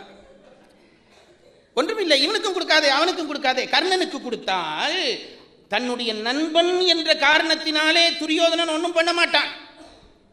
இவர்களுக்கு அண்ணன் மூத்தவன் அவன், அதை நீ வெளிப்படுத்தி விட்டாயானால் இவர்களும் ஒன்றும் பண்ண மாட்டார்கள். பிரச்சனை தீர்ந்தது. இதுதானே பிரச்சனை, முடிஞ்சது போடான். பாராள கர்ணன். இதுல ஒரு ரகசியம் சொல்றேன் பாருங்க. பாரதத்திலே கர்ணன் பஞ்சபாண்டவருடைய சகோதரன் என்பது இந்த சம்பவம் நடக்கிற பொழுது வெளிப்படுத்தப்படவில்லை. இதுக்கு பிறகுதான் கண்ணன் சொல்லி குந்தி தேவி வெளிப்படுத்துகிறாள். இதுவரைக்கும் யாருக்கும் தெரியாது. ஆனால் ஞானியாகிய சகாதேவன் அதை தெரிந்து கொண்டு பேசுகிறான். ஏனென்றால் இறைவனுக்கு தெரிந்த எதையும் ஞானி தெரிந்து கொள்வான். ஆனால் ஒரே ஒரு வித்தியாசம், இறைவனுக்கு தெரிந்த எதுவும் ஞானிக்கு தெரியும். ஆனால் இறைவன் வெளிப்படுத்தாமல் ஞானி வெளிப்படுத்த மாட்டான். இறைவன் வெளிப்படுத்தாமல் ஞானி வெளிப்படுத்த மாட்டான். அப்ப ஞானி பேசாம இருந்தான். இப்ப இறைவனே கேட்டான், என்ன பண்ணலாம் என்று. பாராள கர்ணன். சரி, அதோட சண்டை நின்றுமா? இல்லை, இன்னொரு வேலை செய்ய வேண்டும். என்ன? இகழ் பார்த்தனை முன் கொன்று. என்ன பண்றியோ ஏது பண்றியோ, அர்ச்சுனனை அவுட்டாக்கு, ஆளை வச்சு போடு. இப்ப அப்படித்தான் சொல்லி அது கேட்டு கேட்டு எனக்கும் வருது. அவன் இருந்தானால் சபதம் பண்ணிட்டு உட்கார்ந்து இருக்கிறான். கொள்வேன் என்று சபதம் பண்ணிவிட்டு உட்கார்ந்து இருக்கிறான். அவன் இருக்க மட்டும் சண்டை வேணும் வேணும் என்று மூர்க்கம் பண்ணி கொண்டே இருப்பான். அவன் இல்லாம பண்ணி. பாராள கர்ணன் இகழ் பார்த்தனை முன்கொன்று. சரி, இது ரெண்டும் முடிஞ்சா சண்டை நிற்குமா? நடக்காது. இன்னொரு வேலை செய்ய வேண்டியிருக்கு. என்ன வேலை செய்யணும்னு கேட்டான். இந்த பாஞ்சாலி என்று நமக்கு கொடுத்து வாச்சிருக்கிறாளே, அவளுக்கு மொட்டை போடு. ஏனென்றால் அவள் என்ன செய்கிறாள்? கூந்தலை விரிச்சு வச்சு இதை முடிக்கிறதப்ப என்றே கேட்டுக்கொண்டிருக்கிறாள். நான் எப்பவும் சொல்றேன், பெண் கூந்தல் பிரிச்சாலே சண்டைக்கு அது ஒரு அத்திவாரம் என்று அடையாளம். கூந்தலை விரிச்சு அவள் இருக்க மட்டும் ஆண்களுக்கு ரோசம் வரும், ரோசம் வந்தால் பகை வரும், பகை வந்தால் சண்டை வரும். கூந்தல் இருந்தால் தானே முடிக்கிறதா இல்லையா என்று பிரச்சனை. புது ஹேர் ஸ்டைல் கொடுத்துரு, மொட்டை அடிச்சிரு. காராள கண்ணன் நிகழ் பார்த்தனை முன்கொண்டு அணங்கின் காரால் புனல் கனைந்து காலில் தலைப்பூட்டி நேராக கைபிடித்து நின்னையும் யான் கட்டுவனேல் வாராமல் கற்கலாம் மகாபாரதம் என்றான். கண்ணன் கேட்டான், அப்ப மொட்டை அடிச்சுட்டா சண்டை நின்றுமா? இல்லை, இன்னொரு பெரிய விஷயம் பண்ண வேண்டி இருக்கு. என்ன பெரிய விஷயம்? உன்னை பிடிச்சு காலில் விலங்கு போட்டு கட்டி போடணும்டா. இதெல்லாம் செய்தாலே நீ சண்டையை வர பண்ணிடுவாய். பாராள கண்ணன்னிகள் பார்த்தனை முன்கொன்று அணங்கின் காரார் குலைகளந்து காலில் தலைப்பூட்டி நேராக கைபிடித்து நின்னையும் யான் கட்டுவனேல் வாராமல் தடுக்கலாம் மகாபாரதம். எங்கள் ஆசிரியர் கேட்பார், யாழ்ப்பாணத்தில் என்னுடைய ஆசிரியர் கேட்பார், இப்போ அர்ச்சுனனை சொல்லியாச்சு, பாஞ்சாலியை சொல்லியாச்சு, இவர்களெல்லாம் கிடைக்கணும். பீமனும் சபதம் பண்ணினானே, பீமனை இவன் ஒன்றும் சொல்லலையே. பீமனும் சபதம் பண்ணியிருக்கா, அவன் தொடையை பிளந்துயிர் மாய்ப்பேன் தம்பி சூர துச்சாதனன் தன்னையும் அங்கே கடைகற்ற கைகளை பிப்பேன் என்று பீமன் சபதம் பண்ணினான் அல்லவா. அப்போ பீமனையும் ஏதாவது செய்ய வேண்டும் என்று அர்ச்சுனை கொன்று அர்ச்சுனனை முன்கொன்று என்ற பொழுது பீமனையும் அர்ச்சுனனையும் கொன்று என்று சொல்லி இருக்க வேண்டுமே. ஏன் பீமனை பற்றி சகாதவன் ஒன்றும் பேசவில்லை என்று எங்கள் ஆசிரியர் வகுப்பிலே எங்கள்கிட்ட கேள்வி கேட்பார். எங்களுக்கு பதில் தெரியாது. பதில் தெரியாதுன்றபடியே தானே ஆசிரியர் கேட்கிறார். கேட்டுட்டு சொல்லுவார், சொல்லி இருக்கிறான் என்பார். என்னென்றால், கால் என்ற இதற்கு காற்று என்ற அர்த்தம். காலால் எழுப்பும் கருத்தறிவித்தே, விநாயகர் அவள் படிக்கிறீங்களே, மூலாதாரத்து மூண்டலு கணலை காலால் எழுப்பும் கருத்தறிவித்தே. இது பல பேருக்கு பொருள் தெரியாமல் என்ன படிக்கிறார்கள், காலால் எழுப்புன்ற இங்கிருந்து எழுப்புறன்னு நினைக்கிறார்கள். கால் என்றால் காற்று, மூலாதாரத்திலே இருக்கக்கூடிய குண்டலினி என்கிற சக்தியை காற்றாலே எழுப்புவது, அதுதான் மூலாதாரத்து மூண்டலு கணலை காலால் எழுப்பும் கருத்தறிவித்தே. கால் என்றால் காற்று என்ற அர்த்தம். எப்பவும் உபச்சாரம் என்று தமிழிலே ஒரு முறை இருக்கிறது. அப்பா பெயரை பிள்ளைக்கு சொல்லி சொன்னால் அது உபச்சாரம். இப்போ அப்பா பெரிய முதலாளி, வாத்தியார் வகுப்பில் வச்சு டேய் முதலாளி எழும்புன்ற, இவன் முதலாளியா? இல்லை, அப்பா பெயரை பிள்ளைக்கு சொல்லலாம், அது உபச்சார வழக்கு என்று பெயர். இப்போ இங்க பாருங்க இந்த பாட்டை, காராள கண்ணன் இகழ் பார்த்தனை முன்கொன்று அணங்கின் காரார் குழல் களைந்து காலில் தலைப்பூட்டி என்றால் கண்ணனுடைய கால் என்றே. கால் என்பது காற்றின் புதல்வனாகிய பீமனை குறிக்கிறது. அவனை சிறையில போடு என்று அர்த்தம். காலில் தலைப்பூட்டி அதுக்கு பிறகு நேராக கைப்பிடித்து நின்னையும். நாங்கள் இப்ப என்ன செய்யறது, இந்த காலில் தலைப்பூட்டியையும் கண்ணனுக்கு ஆகிறது இல்லை, காலில் தலைப்பூட்டி பீமனுக்கு. காலில் தலைப்பூட்டி நேராக கைப்பிடித்து நின்னையும் யான் கட்டுவனேல் வாராமல் தடுக்கலாம் மகாபாரதம். இப்ப கிருஷ்ணன் கேட்டான், டேய் நீ சொன்னதை எல்லாம் செய்திடலாம்டா, என்ன கட்டிடுவியா? பரம்பொருள் சவால் விடுகிறது, என்ன கட்டிடுவியாடா நீ? சகாதேவன் சொன்னான், நீ அனுமதிச்சா கட்டுவேன், நீ அனுமதிச்சா கட்டுவேன். இங்க பாருங்க, ஞானி என்பவன் கடவுளே தான், கடவுளே தான். இரண்டரை எப்ப கலந்து விடுகிறானோ அவன் கடவுளே தான். அதனால்தான் அது பெரிய விஷயம். இப்ப நேரம் இல்லாத நேரத்தில் அது சொல்லப்படாது. ஞானியர்களை போற்றுகிறவர்களுக்கு வாழ்வு வரும். உண்மை ஞானிகளை என்று இப்போ பிராக்கெட்டில் சேர்த்துக்கொள்ள வேண்டும். உண்மை ஞானிகளை போற்றினால் வாழ்வு வரும், உண்மை ஞானிகளை துன்புறுத்தினால் வாழ்வு பல மடங்கு இறங்கும். நான் சொன்னதில் தப்பு இருக்கு. உண்மை ஞானியர்களை போற்றினால் வாழ்வு பல மடங்கு உயரும், உண்மை ஞானிகளை தூற்றினால் வாழ்வு பல மடங்கு கீழே விடும். என்ன தெரியுமா, ஒவ்வொருவரும் வருகிற பொழுது வினையை கொண்டு வருகிறோம். வினை மூன்றாக சொல்லப்படுகிறது. ஒரு பிறவிக்கு நாங்கள் அனுபவிக்க கொண்டு வந்த வினைக்கு பிராப்த வினை என்று பெயர். பல பிறவிகளிலும் நாங்கள் தேடிய வினைக்கு சஞ்சித வினை என்று பெயர். வினையை கழிக்க வந்த இடத்திலே புதிதாக தேடிக்கொள்ளுகிற வினைக்கு ஆகாமிய வினை என்று பெயர். அதெல்லாம் சொல்லு, பயப்படுத்துகிற சொல்லு, வேற ஒன்றும் இல்லை. அதாவது ஒரு அப்பா பையனுக்கு பேங்க்ல காசு போட்டு வச்சிருக்கிறார், அதுதான் சஞ்சிதம், பல பிறவிகளில் சேர்த்தது. அதில் ஒரு 1,00,000 ரூபா எடுத்து மகனே நீ செலவழி என்று கொடுக்குறார். இதுக்கு பெயர் பிராரத்துவம் இந்த வினைக்கு. இவன் வியாபாரியிட பிள்ளை அல்லவா, இதை செலவழிக்கிறதாக கொண்டு போன 1,00,000ல் 3,00,000 ரூபா லாபம் வச்சு கொண்டு வந்துட்டான். செலவழிக்க போன பணத்தை லாபமாக்கி கொண்டு வந்துட்டான். இந்த லாபமாக வந்து இருக்கிறதே அது ஆகாமியம். இந்த 3 வினையும் எவனுக்கு தீருகிறதோ அவனுக்குத்தான் முக்தி, அவன்தான் ஞானி. 3 வினையும் எப்படி தீரும் என்று கேட்ட பொழுது சொன்னார்கள், எவன் விருப்பு வெறுப்பில்லாமல் செயல்படுகிறானோ அவனுக்கு ஆகாமிய வினை உருவாகாது. பெரிய விஷயம் பாருங்க. இங்க பாருங்க, எனக்கு கன்னத்தில் யாராவது ஒருத்தர் அடிக்கிறீர்கள், அப்படி அடிக்கப்படாது, சும்மா சொல்றேன். இப்ப அடிக்கிறீர்கள், இப்ப அடிச்ச உடனே எனக்கு வலிக்குது. இந்த அடி ஏன் வந்தது, நான் ஏதோ ஒரு பிறவியிலே யாரோ ஒருத்தனுக்கு அடிச்சிருக்கிறேன். அடிச்ச அடி விழாம போகாது, எங்கேயோ விழும். அதை நல்லா தெரிஞ்சுக்கொண்டா பாவம் பண்ண மாட்டோம். அடிச்சுதானே, அப்போ எனக்கு இந்த அடி எங்கேயோ அடி விழுந்தது. இப்போ இந்த அடி விழுந்ததே எந்த உணர்ச்சியும் இல்லாமல் ஒரு கணக்கு முடிஞ்சதுன்னு நான் நினைச்சிட்டேன்னு வையுங்க, புதுவினை இல்லை. இப்போ அடித்தோடனே எனக்கு கோபம் வருது பாருங்க, புதுவினை உண்டாகிட்டு. இனி இந்த வினைக்கு இன்னொரு வினை உருவாகும். இதுதான் வாழ்க்கையில் ரொம்ப கஷ்டம். அப்போ எவனுக்கு விருப்பு வெறுப்பு இல்லையோ அவனுக்கு புதுவினை உண்டாகாது, ஆகாமியம் இல்லாமல் போய்விடும். ஆகாமியம் இல்லாமல் போனவனே, விருப்பு வெறுப்பு இல்லாமல் எவன் செயல்படுகிறானோ, இப்போ அங்கு சேர்த்து வச்ச வினை இருக்குதே, அதை எப்படி பண்றதுண்டா, ஆண்டவன் குருவாக வந்து தீட்சை பண்ணி அந்த வினையை அழிப்பான். சஞ்சித வினையை தன் பார்வையாலே தீட்சை பண்ணி எரிச்சு விடுவான். அப்ப அது முடிஞ்சது, குரு தீர்த்துட்டார். இது பற்று நீங்கிறதால இது முடிஞ்சது. கொண்டு வந்த வினை இருக்குதே, நாம் அனுபவிப்பதற்கென்று கொண்டு வந்த இந்த உடம்பை கடவுள் கொடுத்து அது ஆர்டர் கொடுத்தாச்சே, அந்த வினையை எப்படி தீர்ப்பது என்றால் அனுபவிச்சுத்தான் தீர்க்க வேண்டும். அதனால்தான் ஞானியர்களும் துன்பப்பட்டிருக்கிறார்கள். பரமஹம்சர் துன்பப்பட்டார். ஆனால் அவர் துன்பப்படவில்லை. துன்பப்படுவதான அந்த சம்பவம் அவர் உடம்பிலே நிகழ்ந்தது. ரமணருக்கு புற்றுநோய். அவர் எதுவும் படாமல் பேசாமல் இருந்தால் வைத்தியர்கள், அவருடைய அன்பர்கள் கொண்டு வந்து வைத்தியர்களை விட்டார்கள். இந்த புற்றுக்கட்டியை வெட்டி எடுக்க வேண்டும் என்றார். வெட்டி எடுத்துக்கொள்ளுங்கடான்ட்டார். மயக்க மருந்து போடணும், எனக்கு அதெல்லாம் வேணாம், நீயே வெட்டுன்ட்டார். வெட்டினார்கள். அவர் எந்த வலியும் இல்லாமல் பேசாமல் இருந்தார். ஏனென்றால் அவர்கள் ஞானியர்கள், வினை தீர்க்க பிறந்தவர்கள். திருவண்ணாமலையில் ஏறுகிறாராம் ஒரு முறை ரமணர். அப்படி ஏறுகிற பொழுது வழியிலே ஒரு குளவி கூடு. இவர் விறுவிறுண்டு ஏறினவர் அதை கவனிக்காம மாதிரி காலை வச்சுட்டார். அதில் காட்டு குளவிகள் ஓங்கி கொத்தின. பஜனை பாடி கொண்டு வந்த தொண்டரெல்லாம் பறந்துட்டான். அவன் தானே தொண்டன். குரு காலை வச்சு கொண்டே நின்றார். எடுக்கையில் அப்படியே இருந்தார். குளவி கொத்துது. அவர் என்ன சொன்னாராம், கீவாஜா எழுதியிருக்கிறாரம்மா, நான் நடுங்கி இருக்கிறேன் இதை படித்து. அவர் சொன்னாராம், வேணும் அது கூட்ட நீயே உடைச்சே, வாங்கு என்று காலை வச்சு கொண்டு இருக்கிறான். அவர் காலில் குத்துதான். இதுதான் பற்றற்ற செயல்பாடு. நல்லா தெரிஞ்சு கொள்ளுங்க. விருப்பு வெறுப்பு இல்லாமல் செயல்படுவது அது பெரிய விஷயம். எங்க ஆசிரியர் சொன்னார், சிதம்பரத்திலே அவர் பார்த்த பொழுது ஒரு சித்தர் காலில் பெரிய புண், அதுல புழு பிடிச்சிருக்குதான். அந்த கால் புண்ணுல புழு. எங்க ஆசிரியர் சொல்லி நான் அதை ரொம்ப திகைச்சிருக்கிறேன். அவர் என்ன செய்வார், அந்த சித்தர் இந்த புழுவை பிடிச்சு, அப்படி புண் நிறைய புழு, ஒவ்வொரு புழுவா வச்சு, டை சண்டை பிடிக்காம ஒவ்வொருத்தரா சாப்பிடுங்கடான்னு தன் உடம்பை கொடுப்பார். இந்த லெவல் நினைக்க முடியுதுங்களா உங்களுக்கு? அப்ப இதுதான் ஆகாமியம், நீங்கி போய்விடும்.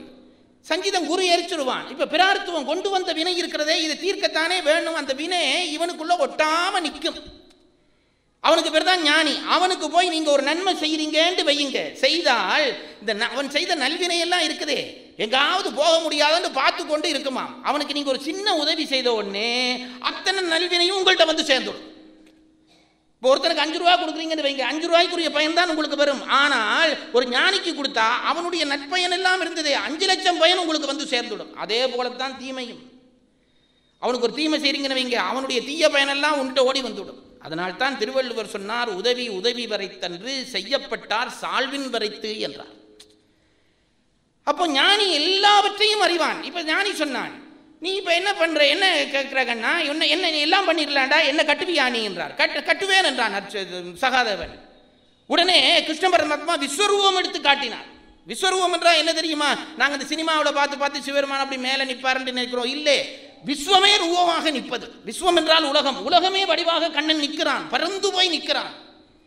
இதுக்குள்ள என்ன கண்டுபிடிச்சு கட்டுடா என்றான். மூலம் உணர்ந்து கட்டினான் என்றார் வில்லிபுத்தரார். அன்பினாலே என்ன செய்தான், அவன் மனதிலே பதிச்சான். பெரிய உருவமா தெரியுது, எங்கடா கண்ணன் நினைச்சான். கண்ணன் தெரிஞ்சான், காலை கட்டி கீழே போட்டுட்டான். கிருஷ்ண பரமாத்மா திகைச்சு போனார். டேய் என்னை விடுக என்றான். எப்பவும் பணிகிற பொழுது செந்தமிழ் வந்துடும். என்னை பிணித்தது நன்று, விடுக என்றான். இப்போ பாருங்க, இவன் கட்டிக்காரன், கடைசி பிள்ளை கட்டிக்காரன்னு சொன்ன இவன் சொன்னான், எல்லாம் சரி விடலாம், கட்ட சொன்னேன் கட்டிட்டேன், இப்போ விட சொல்கிறாய் அல்லவா, ஒரு நிபந்தனை. என்ன நிபந்தனை? பாரத போரில் வந்தடைந்த எங்கள் 5 நீ காக்க வேண்டும்.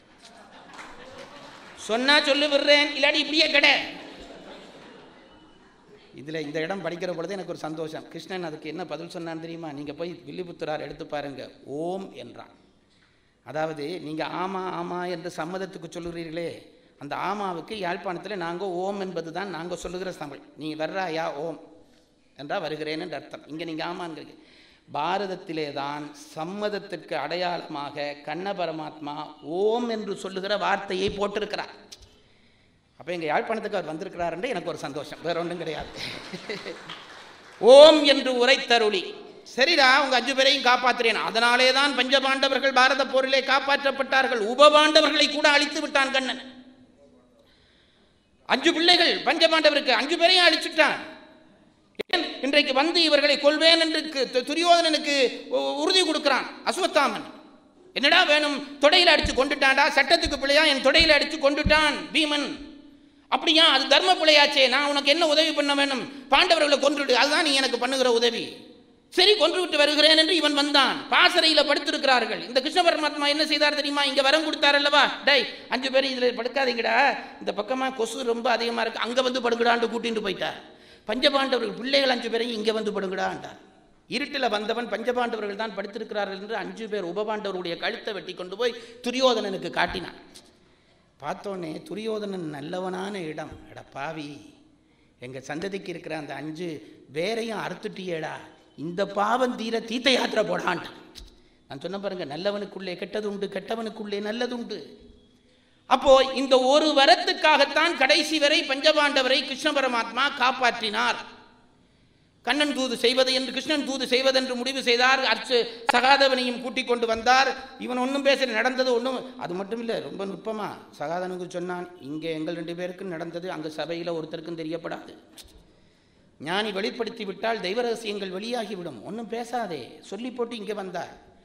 சகாதேவனும் சண்டை வேண்டாம் என்று தான் சொல்கிறான். இவர் முடிவை அவர் அறிவிக்கிறார். தலைவர்களுக்கே இது இயல்பு.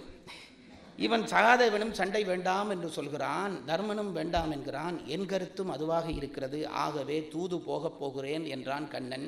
கிருஷ்ணன் தூது தொடங்கியது. அத்தூதில் என்ன நடந்தது என்று அடுத்த மார்கழியில் சொல்கிறேன் என்று விடைபெறுகிறேன்.